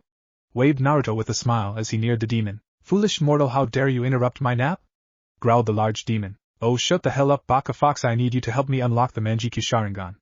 At the last words the demon snarled loudly at Naruto, who raised an eyebrow. That bloodline, I curse that bloodline with all my life and soul, shouted the fox as his teeth grinded. I take you had a bad experience with the Kekkei Genkai, huh, fox? Curiously asked Naruto as he looked up at Kyubi. I remember now, an Uchiha used it on me, but it wasn't that Itachi or anyone else. His name was Uchiha Madara. He used some sort of technique and somehow managed to control me. Oh, how I would tear that stupid bastard from limb to limb. Well, how about this, you help me activate the Manjikyu and I'll find and let you rip that bastard into pieces, only if you don't try to take over my body. Calmly asked Naruto as he placed his hands behind his head. Tempting offer, human, but how do I know you are not lying? No, the question is, how do I know you won't try to rip my soul into pieces and take over my body?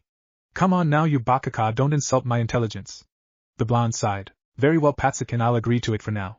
The way you'll be able to unlock the Manjikyu is for you to use my chakra, so I will allow you to use my chakra. You should be honored, foolish human. You're the only human on earth who can use my power. Smirked the fox with high arrogance in his voice. Yeah, whatever, let's get this started. Naruto closed his eyes as he began to absorb the Kyubi's chakra, causing Naruto to feel like his body was on fire for a bit, but when he opened he awoke from his slump. Outside Naruto's mindscape, the blonde felt woozy as he tried to stand up and walk towards the river as he decided to wash his face from the intense power up he had gained. The night sky was bright with stars shining and the moon lighting up the forest as Naruto grabbed some cool water and splashed himself, and when he looked at the water he fell backwards in shock. A few minutes after just staying in the same position, he decided to look again as he crawled towards the water. He began to sweat a little as his palms sweated a little, only to see a large spiral on his eye, and then began to grin. Oh yeah, I've got the Manjikyu. That is totally going to help me on my way to take down bastard criminals. Fox grinned Naruto as he placed his mask on to reveal to Kakashi later on, but first he needed to learn some techniques. As he walked back, Naruto just stared at the stars, realizing what a nice night it was to just sit back and watch. Man, this peaceful feeling, it's good. I'm going to have to ask Shikamaru how he does gains it every day, thought Naruto as he rushed back to the camp. The next day, in the morning, Sasuke had awoken to see Haku clutching him and blushed, hoping nobody had noticed, and left her to go do his own devices. As he walked out, he saw Kakashi packing his things and Hinata practice her Jukin, and turned to look as Naruto's camp was still up and from what he noticed was still sleeping. Kakashi-sensei, how come the dobe is still asleep? Well, Sasuke, Naruto was training last night for a few hours on his taijutsu and then ran a few miles on his own, so he must have ran out of energy and is regaining it back now. So don't worry, he'll be up in a few minutes. Kakashi smiled underneath his mask as he returned to reading his awesome book while giggling like a schoolgirl. OT, why don't you admit your feelings to Yago? Smirked Kakashi as emphasizing the word feelings, causing Sasuke to blush at the implication of the word. The other side of the camp, Haku had just woken up and noticed the Hyuga heir was training on her own and walked towards her. Hello there. Smiled the girl at Hinata. Hi. Haku at first felt slightly nervous but then got the courage to ask, would you mind if I were to train with you for a bit? Oh, you mean a spar? Oh, of course I would be delighted.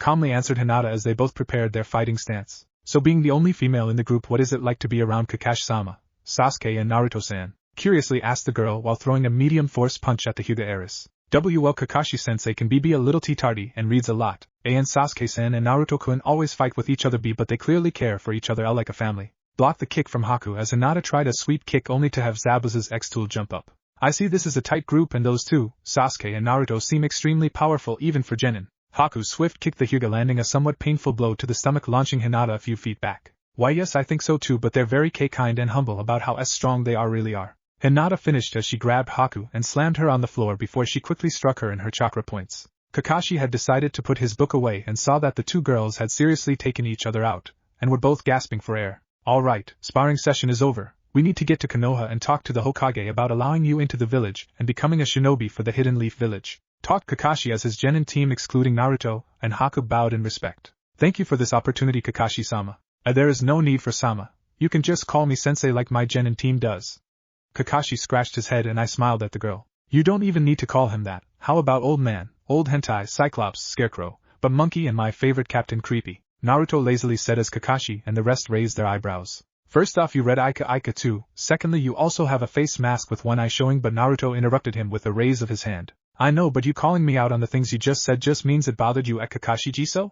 Naruto stretched as he began to walk forward before looking back. Well? Let's go.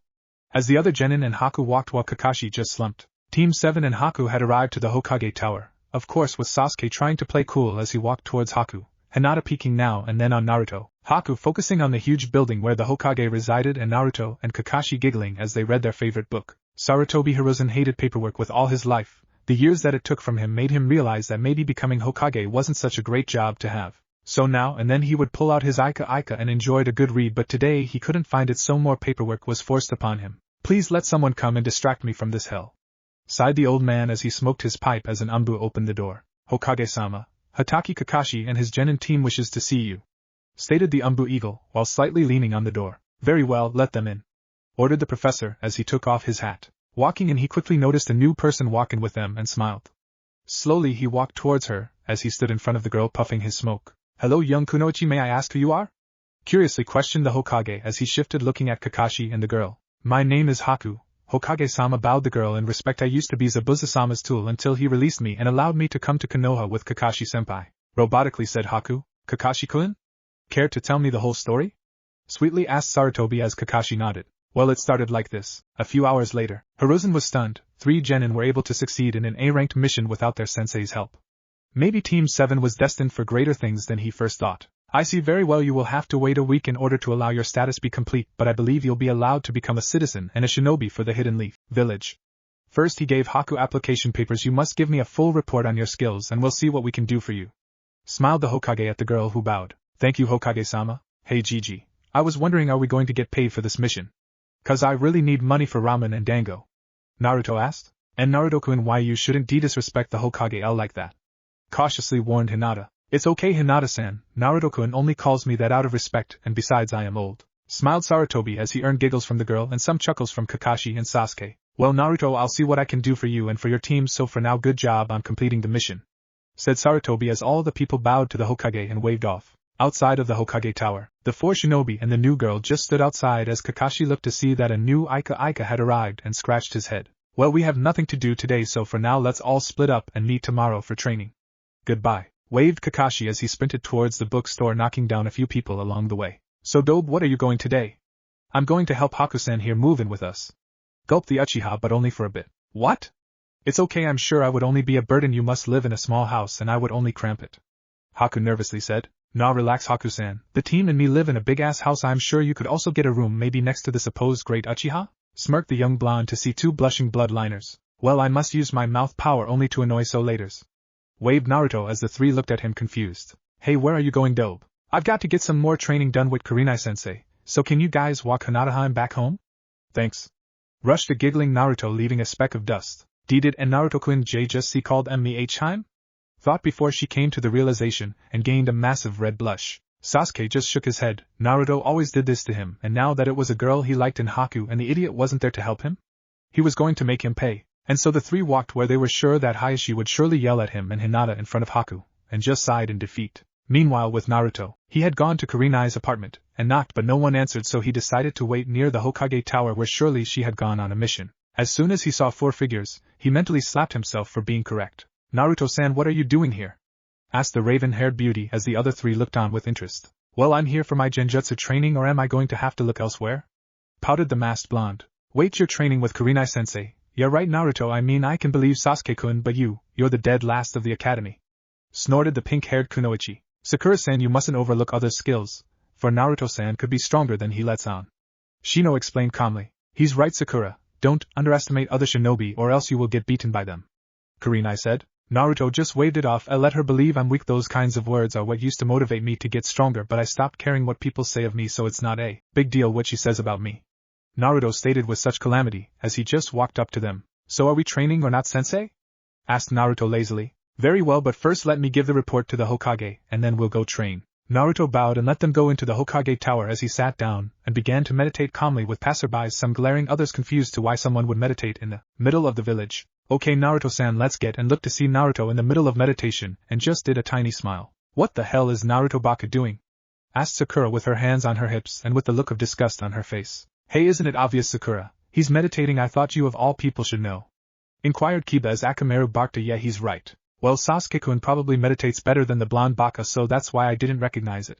Sakura lied. I wouldn't talk about Sasuke like that, Haruno-san. After all, he has a girlfriend now and wouldn't want other girls looking at him. Naruto calmly explained with his eyes closed as he took a sniff of the nice breeze swooning over the village. Girlfriend? Both Kiba and Sakura said in astonishment. Yep, he really is crazy about her, just like how you're crazy, Sakura-san.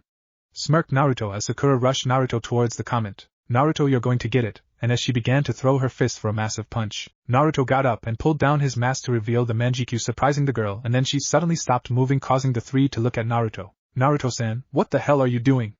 Asked the angry and shocked Jonin. Well, I was only defending myself, and besides I'm not messing with her head. The Manjikyu can also be used to knock out weaker shinobi without using the Tsukiyomi, explained Naruto as he placed Sakura on the floor. What's Tsukiyomi? Asked Kiba. Well, it's a very dangerous technique that when used on you, the Sharingan wielder controls time and space and is used to cruelly torture an individual until the victim either wants to kill themselves or the Sharingan user gets the information they want, or in short words, it messes with your head. The young blonde just shook his head at Sakura. I apologize for what I did to your student, Kurenai, but she instigated the situation and therefore I took care of it. Bowed Naruto as Kurenai pondered a bit. You're right, she did, and for that I am sorry, Naruto-san. Kiba, Shino, can you two take Sakura back home? Sweetly asked Kurenai. Sure, no problem. Of course, Kurenai-sensei. And the both boys picked her up and vanished, leaving the two shinobi alone as they began to head towards Team 10's training area. So is the Tsukiyomi like some sort of Genjutsu? Asked the Genjutsu mistress. Well, sort of, but unlike normal Genjutsu, it totally drains you of your will to escape, leaving total mental damage to the victim. Of course there's a way to heal from it. That's what Kakashi-sensei mentions to me. That Tsunade, one of the three Sannin, is able to heal most of the damage caused by the Tsukiyomi. As they arrived at the training ground, Naruto finally realized that he should do more than just train and go to missions. Tomorrow hang out with Shika and watch clouds. Smirked inwardly as Naruto set down his bag that he had still been carrying. Okay, now I want you to dispel my Genjutsu using physical pain on yourself to escape. Ready, go! Shouted Kurenai as Naruto let her disappear before he shrugged and prepared himself. Megan Jubaku's Satsu! Came a voice as Naruto felt himself get binded into a tree as he sighed. Okay, if Genjutsu is all about the illusion of the world and not real, then we're in my mindscape. Hell, if it was the enemy I would just have the fox kick their asses out my head, but because it's Kurenai-sensei I'll have to use my mind to move my body so I can stab myself, thought the young Jinchuriki as he concentrated closely, shutting the world around him and focused on the task at hand. Kurenai looked on in amazement. The boy was grasping the concept of Genjutsu and its weaknesses and was slowly moving his hand for his kunai, and then stabbed himself in the heart. I've just got a new Genjutsu trick to show you, Kurenai-sensei. Inwardly smirked Naruto as he stabbed himself in the heart and coughed blood. Naruto! Yelled the horrified Jounin as she ran towards Naruto's side to see the boy coughing blood. Kurenai-sensei, I need to tell you something, wheezed the young shinobi as Kurenai slightly wept. Why yes? Trick or treat, and poof, the dying Naruto vanished, surprising the Genjutsu mistress as Naruto jumped down from the trees. Yo! Waved the blonde, only to have a Mif-sensei glare at him with cold eyes as she began to walk towards the blonde with the look bringing pain. Naruto, come here for a minute. Sweetly said Kurenai as Naruto began to sweat drop while slightly scooting towards her. How long have you not been here to hear my lessons? Asked Kurenai, her temper slowly rising. Actually, I've been here the whole time, while I was in the Genjutsu. I used my mind and some of the fox's chakra and created a Genjutsu on my own. Like, I came to realize if you have 2 chakra tanks, you are able to do ninjutsu or genjutsu while under hypnosis, but not many have 2 chakra tanks, and then I used the Kage Bushin with a demonic genjutsu to create it. Smirked Naruto, giving Kurenai the victory sign as she looked on in surprise. That was good, Naruto, really good.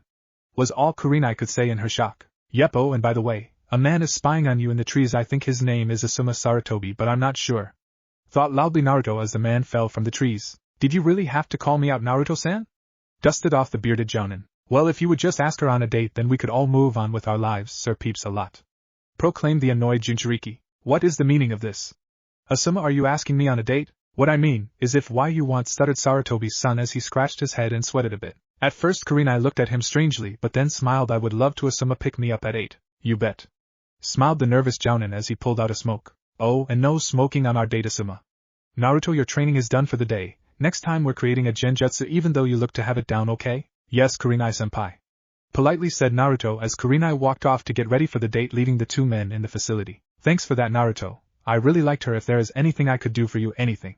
Shook Naruto's hand in gratitude. Naruto grew a wide smirk underneath his blue mask, making Asuma a little uncomfortable. Well, there is always the deal of you training me in what you already know. From what Kakashi Hentai told me, you have wind affinity just like me, even though I'm more spread out. Naruto waved his pinky in a sarcastic manner. Fine in a few weeks, but I've got to tell you, you really are a working horse. I've heard you trained with Guy, Kurenai-chan and Kakashi, and you still need more training. You're quite a motivated worker, Naruto.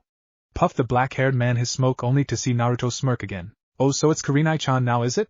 Teased the blonde as Asuma slightly blushed but shook it off as Naruto waved to him goodbye and walked off. Later in the night, Sasuke couldn't believe it. The girl he had grown to like had walked in on him taking a bath. Sometimes he wondered if Kami loved messing with his head but decided to think of something else. His idiot of a brother, Naruto, was becoming stronger every day, and it wasn't like he was jealous. Something in his gut told him that he would be needing all the power he could get. Penny for your thoughts, teen? Asked the blonde as he walked in the house. No, anyways, when do you think Kakashi-sensei will tell us about the Chunin exams?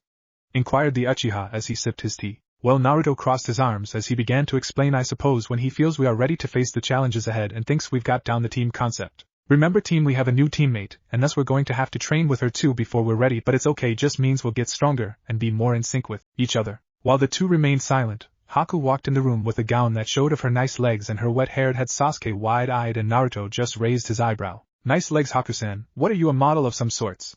Playfully asked Naruto as Haku blushed while Sasuke threw a kunai at the Jinchuriki's head but quickly grabbed it from the air and chuckled. Anyways, tomorrow Kakashi-sensei wants to meet up with us, but before I go to sleep I have something for the both of you. Grinned Naruto as he pulled out the photos of Sasuke and Haku holding each other in their sleep. Sasuke growled at Naruto for taking embarrassing photos of him, while Haku just stared at the pictures. What do you want, dope? Asked Sasuke through his teeth. Oh well, if you allow me to learn some Uchiha techniques, I'll burn the photos. Train you in some things that I learned from my sensei. And the final part, Naruto whispered to Sasuke, who just shook his head in agreement. Fine, dope, go ahead. Well, I'm tired, I'm going to sleep after some long training got done. Walked out the sluggish Uchiha as he went upstairs. Naruto and Haku just stared at each other before the blonde smirked, quickly rushed downstairs and got the good old Uchiha book. Naruto-san, why do you need the book? I thought you could just copy the technique when Sasuke-kun learned it. Sasuke-kun? Really, Haku? Naruto calmly stared at her as her blush rose slowly till she was as purple as Hinata. Besides, I need to learn after I activated this. Naruto pulled down his mask to reveal the Manjikyu, shocking the new leaf Nin. And Naruto-san, that stuttered the young Kunoichi while pointing at his right eye. Yup, it's good old trusty Manjikyu. I need to get stronger in order to defend my loved ones. Oh, what's this, Tsukiyomi? Naruto held the book as he began to read the technique's ability. Let's see, it says, named after the Shinto god of the moon, this Genjutsu is one of the most powerful Uchiha jutsu enabled by the Mangekyo Sharingan. The Mangekyo user places the victim in an illusory world where all aspects, including the perception of time, are controlled by the user, which means somebody's screwed if they fall in control. It also says that it can drain a user's chakra faster than other techniques, so it's a jutsu not to be used often. I guess that means even with the fox, I would still have to be careful on using it, damn. Explained the blonde while scratching his head in slight frustration. Okay, next we have Megan. Kayaten Shiten utilizes the copy and counter abilities of the Sharingan. The Uchiha clan member can reverse the Genjutsu cast on them, and use it against the original user. Yeah, this would be great to use against Kurenai-sensei if she tries to cast the Genjutsu next time. Smirked Naruto as Haku just sipped her tea. Naruto-san, are you sure Sasuke let you copy all his family's techniques? Asked the confused Kunoichi as she fixed her gown that were revealing her thighs. I couldn't hurt, let's see what else. Oh, here's an interesting one, cat on. Gokaki no Jutsu, I really need some fire techniques. Sighed Naruto as he looked at his watch and stood up with the book in hand. Well, I'd better put this book away and then head for sleep. Something tells me things are going to get interesting. Good night, Haku-san. Waved Naruto. Good night, Naruto-san, have a good night. Bowed Haku only to have Naruto sigh. You don't need to bow and thanks, I will. Thanks to this, pulled out the Ika let's get down and dirty edition and giggled all the way to his room. The next day, Sasuke and Haku had gone shopping for groceries and weapons, so it left Naruto alone to walk around on the bright sunny day as he lazily strolled through the village until he noticed his old classmate Shikamaru and Chuji lying on the hill watching the clouds. Yo! Greeted the blonde as Chuji waved and Shikamaru nodded before laying back down. Hey, can I join you guys? Only if you're not troublesome. Lazily stated Chika as Naruto sat next to Chuji and looked up at the clouds. For a few minutes nobody talked. Chuji was munching on his chips. Shikamaru was still looking at the clouds and Naruto enjoying the breeze blowing through his hair as he stared at the blue sky, and just closed his eyes for a minute until Chuji finished his chips and threw away the bag. So Naruto, did you hear about the Chunin exams? We got promoted to the exams. Proudly said Chuji. Well, congrats guys, I haven't heard nothing from Kakashi-senpai about it, but it's good to hear you guys made it. I smiled the blonde while patting Chuji on the back. Shikamaru just stretched and sat up to look at the two other shinobi. The tests are going to be troublesome. I mean, me and Chuji and Ino had to take an exam with Asuma, and we still need more exams? I have a bad feeling about the exams. As for you guys not getting nominated, I bet Kakashi-sensei is just adding some suspense to tell you whether or not you made it. Naruto chuckled at Chika's statement. It's true, Kakashi would always try to pull a stunt like this, and as the blonde got up he stared at the clouds one last time before he said his goodbyes and slowly walked away. As Naruto decided to pay the old man a visit, he walked in the room to see a kid with a scarf around his head with black hair and goofy glasses on his forehead, and then he saw the pathetic excuse of a sensei Ebisu, who he had to admit was funny when messed with. Yo! Naruto waved as he was greeted with two looks of confusion and one smile from the old man. Hello Naruto-kun, what brings you here today? Curiously asked the Hokage as Naruto walked to his desk. Well, you see, something's been bugging me. The Team Fox has asked me to ask you to give me what belongs to me. Naruto then pulled out a paper that showed some seals that surprised the hell of the old man. That seal, it was the legendary Hiroshin no Jutsu, so the fox has recognized who this boy's father is. That is quite a dilemma, but from what I've heard Naruto has become stronger. Even now he managed to suppress his chakra senses. Maybe it is about time to give him what he rightfully deserves. Very well Naruto, let me get it, said Sarutobi as he quickly pulled out a treasure box and gave it slowly to Naruto. This was from your parents. A last gift, you could say. In there you will find out your identity, but don't open it until you get home, okay? Hiruzen seriously asked. Don't worry Gigi, it's for my eyes only. Smirked the blonde and placed it on the table, and as the young boy began to run towards his grandpa, he tripped over his own scarf and got up and pointed at Naruto. You tripped me, accused the young boy as Naruto just stared between the Hokage and Ebisu. How dare you hurt the Hokage's grandson? Oh, that's nothing, this is hurting him, and Naruto whacked the back off the boy's head and smirked to see the flabbergasted Ebisu. Naruto kneeled to the boy and looked at him eye to eye as he began to talk. Now listen here, I don't know what your name is and I don't care. Stop blaming others for your faults. The young boy just looked at him and asked him, why did you hit me even though you knew my grandpa is the Hokage? Sarutobi just listened to the whole thing, wondering what the blonde would tell his little grandson. Well, because I don't care about names, whether be a Hokage's son, a king, the fire shadow himself or herself, a priestess, whatever. I don't kiss anybody's ass. Sorry for the language, but that's just who I am. If I like you, it's because of your personality, not your status or position in a village. Slightly scowled Naruto before he patted the kid on the head. Well, Gigi, pervert, little man, I'm off, and remember to always enjoy the Ika Ika series, it is the best. And Naruto with his treasure box ran off with quick speed, surprising the three in the room. Hokage-sama, how did Naruto get so fast? Asked the bewildered Ebisu, who picked up his glasses from the floor. Training, that young man is meant for great things, and seems Konohamaru-kun has grown a new idol. Smirked the Hokage as he saw his young grandson with stars in his eyes. Meanwhile with Sasuke and Haku, the silence had been bothering Sasuke a lot due to the fact Naruto would usually start the conversations, but now that he was here with a girl he actually liked, he didn't know how to go about it. Sure, he knew her story somewhat, but that still didn't mean he had favorite things that she liked. Well, Haku-san, what do you think of the Hidden Leaf Village? Nervously asked the Uchiha as he continued his grasp on the grocery bags. It's south, very nice place, so serene and calm. The weather is amazing and the people are kind. All in all, it's a beautiful place. Softly sighed the Kunoichi as they walked towards the direction of the Uchiha mansion until they were stopped by the one thing Sasuke hated, his fangirls, especially two, Kunoichi, Ino Yamanaka and Sakura Haruno. Sasuke-kun! Squealed all the girls as they tried to rush the Uchiha, but he quickly jumped up to the roof as Haku just stared at the girls and shook her head. Hey, you're that new girlfriend that Naruto Baka was talking about. Geez, he could have done better, exclaimed the pink-haired female. First off, Naruto-san lied to you, I am not Sasuke-san's girlfriend, and secondly, aren't you Kunoichi? Why are you acting like a couple of schoolgirls when you're supposed to be professional? Questioned the missed Kunoichi as Sakura and Ino growled. Don't dare try to act superior in front of Sasuke-kun, you're just— But Ino was interrupted as Sasuke threw a rock to her head. Listen up and listen well. I don't like girls who don't take care of their business or who act gaga over a guy. I hate fangirls because each of you have potential to be good, Kunoichi, but you wasted away being idiots. Stop harassing me and my friend and leave me alone, glared the Uchiha to the girls, who looked to be heartbroken and ready to weep. I thought you didn't like girls at all, teen chuckled Naruto as he jumped down from one of trees with his hands in his pockets, surprising the girls. Shut the hell up, dope. Playfully shouted the Uchiha as Naruto walked in between the fangirls and Sasuke with Haku and turned to the girls. So you ladies found out how the teen feels about you. Well, don't worry, one day you'll all get your Prince Charming that you'll be troublesome for. For now, just focus on getting stronger, okay? The blonde smiled at the ladies. The girls at first looked saddened but with determination in their eyes. One thing is all, the girls said Naruto-kun, as the girls launched themselves at the poor Jinchuriki, but he quickly moved aside. Ha ha ha, dope, you better get used to it, you have fangirls now. Laughed loudly Sasuke as he grabbed his gut in immense laughter. Naruto just sighed before he just winked at the girls and they fainted due to their new man they loved before he sighed. Deciding it would be better to leave, Naruto, Sasuke and Haku left as they walked around the village talking about various things going on from new weapons to the Chunin exams. And once they walked around a corner they saw a boy with little ears like a cat on his costume grabbing Konohamaru, and a female with fishnets on her thighs which got Naruto drooling a bit, and a big fan telling her teammate to put the boy down. Yo, what do you think you're doing to the kid? Asked Naruto as he walked towards the two Chunin while Sasuke and Haku's sweat dropped at what could be an international incident. After quickly noticing the headbands, this kid bumped into me and deserves to be taught a lesson, unless you want to learn something too? Grinned the shinobi boy as Naruto slowly walked towards his direction. Yeah, I want to learn why someone with makeup and his pajamas on is trying to act like a big shot. Lazily said Naruto as he got Sasuke, Haku, Konohamaru, and the young girl laughing at the Chunin's expense. Who the hell are you to get involved in my business with this kid? And emphasized Konohamaru as he shook the scared boy. Well, I'm a Konoha shinobi, and it looks like you're assaulting a civilian. I could easily call Anbu, or I can take you on and send you to interrogation, and trust me, you don't want to go there.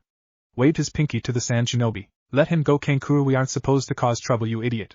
Lowly growled the ponytailed Kunoichi as she smacked the black-haired boy in the back of the head. Listen to the lovely Kunoichi back there, she seems 10 times smarter than you could ever be. Replied Naruto as he winked at the girl, causing a slight blush for the girl. Shut up. Then in front of him stood the red-haired boy with a gore on his back, and a tattoo that said love on his forehead. Gaara! Shouted the both shinobi in surprise as Kankuro let go of Konohamaru as he rushed to his friends which ran behind of Naruto. Gaara, shut up or I'll kill you! Quietly said the red-haired Chunin as the two sweated at his threat. This guy is intense. Something about him is making me feel back when I felt Zabuza's killer intent. Thought the Uchiha. Naruto just walked in front of Gaara, surprising both his teammates and everyone in the vicinity as he stared face to face with the boy. So we finally meet Jinchuriki of Ichibi no Shikaku. Softly said Naruto, but the entire shinobi and children's eyes grew big as it wasn't quiet enough for them not to hear it. How do you know? But Kankuro was silenced with a hand by Gaara as he met Naruto's eyes. Isn't it Jinchuriki of Kyubi no Yoko? Curiously said Gaara as again the people other than Sasuke and Haku went wide-eyed. So you come to make some shinobi and Kunoichi your dinner time, Gaara-san? Nicely asked the blonde. I've never seen anybody stand face to face with Gaara before. If this is the Jinchuriki for the nine-tailed fox, then even my little brother doesn't stand a chance. Sweated the girl as she looked on between the two in an intense standstill. Naruto just stared down the boy until he yawned. Well, this was fun, but I guess it'll have to wait till the Chunin exams, huh? By the way, what is your name, miss? Looked Naruto at both Kankuro and the Kunoichi. My name is Temari, and how did you know we were in the exams? Inquired the amazed Kunoichi. Well, what other reason would there be for Chunin to be in the middle of the Hidden Leaf village unless you were here to invade the village, huh? Smirked the blonde to see Temari and Kankuro sweat, while Gaara raised an eyebrow. Till next time, Naruto-san, and I'll make sure mother tastes your blood. Robotically exclaimed the young Chunin. Naruto just shook his head and flipped the boy right in his face as he smirked, while Sasuke's sweat dropped, seeing only Naruto would step in the face of foreigners and give them the finger. If calling your demon mommy helps you sleep at night, go ahead, but you should know that the fox told me that it's a male. Just saying. Shrugged the boy as he then turned to the sand Kunoichi, grabbed her hand and kissed her fist. Till next, my beauty, and don't worry, you'll be seeing a lot of me. Smiled the blonde underneath his mask, causing the girl to turn slight pink. Naruto just walked away as he just looked at Kankuro and brushed him off as the boy was ready to tackle him and beat the Jinchuriki senseless, but Temari held him back. Come Konohamaru, friends of his, let's go. Sighed the blonde as they walked away, not noticing Gaara and Kankuro glaring at Naruto, while Temari blushed while looking something. That wasn't Naruto's back, okay, she was checking out his ass. After they walked away, Naruto just sighed and looked at the three kids. Thanks boss for saving my life from that guy, he was ready to kick my butt. Naruto nodded before he noticed his other two friends with Konohamaru and bent down to shake their hands. Hey, I'm Naruto Uzumaki, and your names would be? Extended his hand at the two kids. I'm Udan and I like algebra. The kid with the snot clogged shook Naruto's hand with a smile. I'm Moegi, the prettiest kindergarten girl, and it's a pleasure to meet you. Lightly blushed the girl as she shook his hand. Well, you two seem nice, but Konohamaru, why are you calling me boss? Naruto scratched his head in confusion. Konohamaru just smiled at Naruto, who had grown to be his new idol, and sighed. Well, after you smacked me I realized that you were right, that I should stop blaming others, and besides you made me realize names aren't important, that I should become Hokage. Because I want people to recognize me for me, so I hope you can teach me, boss. Bowed the young boy as Naruto raised an eyebrow and looked around to see that Sasuke and Haku had left with the groceries. Not now. Until I feel ready to teach I must first concentrate on my skills before I help you. Now that doesn't mean I won't give you something to learn, but for now I'm kinda busy, but I promise I'll teach you something, okay? Softly said the Jinchuriki as he saw disappointment in his eyes for a minute before he looked up and gave Naruto a thumbs up. For bonus I'll even teach you Moegi and Udon something so all three could learn together, okay? Naruto asked as he got a resounding okay as the three children were cheering and the blonde couldn't help but smile at their excitement over learning together. Well, I gotta go, so take care. Waved the blonde as he vanished, not staying to see the impression of the kids. When Naruto arrived at the house, he walked in to see a content Uchiha and a surprised ex-demon missed with Kakashi, as he just told him simply you four have been nominated to participate in the Chunin exams. Naruto could only do one thing, and that was pull out some Pocky, and shrugged as the three shinobi fell face down at Naruto's lack of excitement. In the Hyuga household, Hinata stared out her window as she still remembered that wonderful kiss of the boy she had grown to admire. Was she willing to say she was in love? She didn't know, but every day she enjoyed being part of Team 7 and would occasionally thank Kami for being placed with her Naruto-kun. Too into her thoughts that she didn't even hear her father walk in and hear her humming happily. Hinata, are you still thinking about that vile demon? Hayashi spitted the name demon harshly as Hinata just got shaken out of her thoughts and denied it. Good, the only reason why I even allow such insulting team up is because I want you to prove that you're better than those two idiots, the Uchiha and the Uzumaki child. Don't let me down. Hissed Hayashi as he slammed the door, leaving a disheartened Hinata. If only my father didn't hate Naruto-kun. I love my family, but it hurts that Niji-san and Oto-san are constantly talking bad about Naruto-kun. I wish I could have my family back and they could be happy again. Wept the Hyuga as she looked out the window to see the stars and saw the face of her mother, and more tears fell, silently crying. What if Sharingan Naruto has harem with Hinata and Temari? And thanks for watching my video till the end. If you enjoy this content, then do consider subscribing to my channel, and leave a like if you guys need the next part. Comment down, and thanks for watching the video, and see you guys in the next video.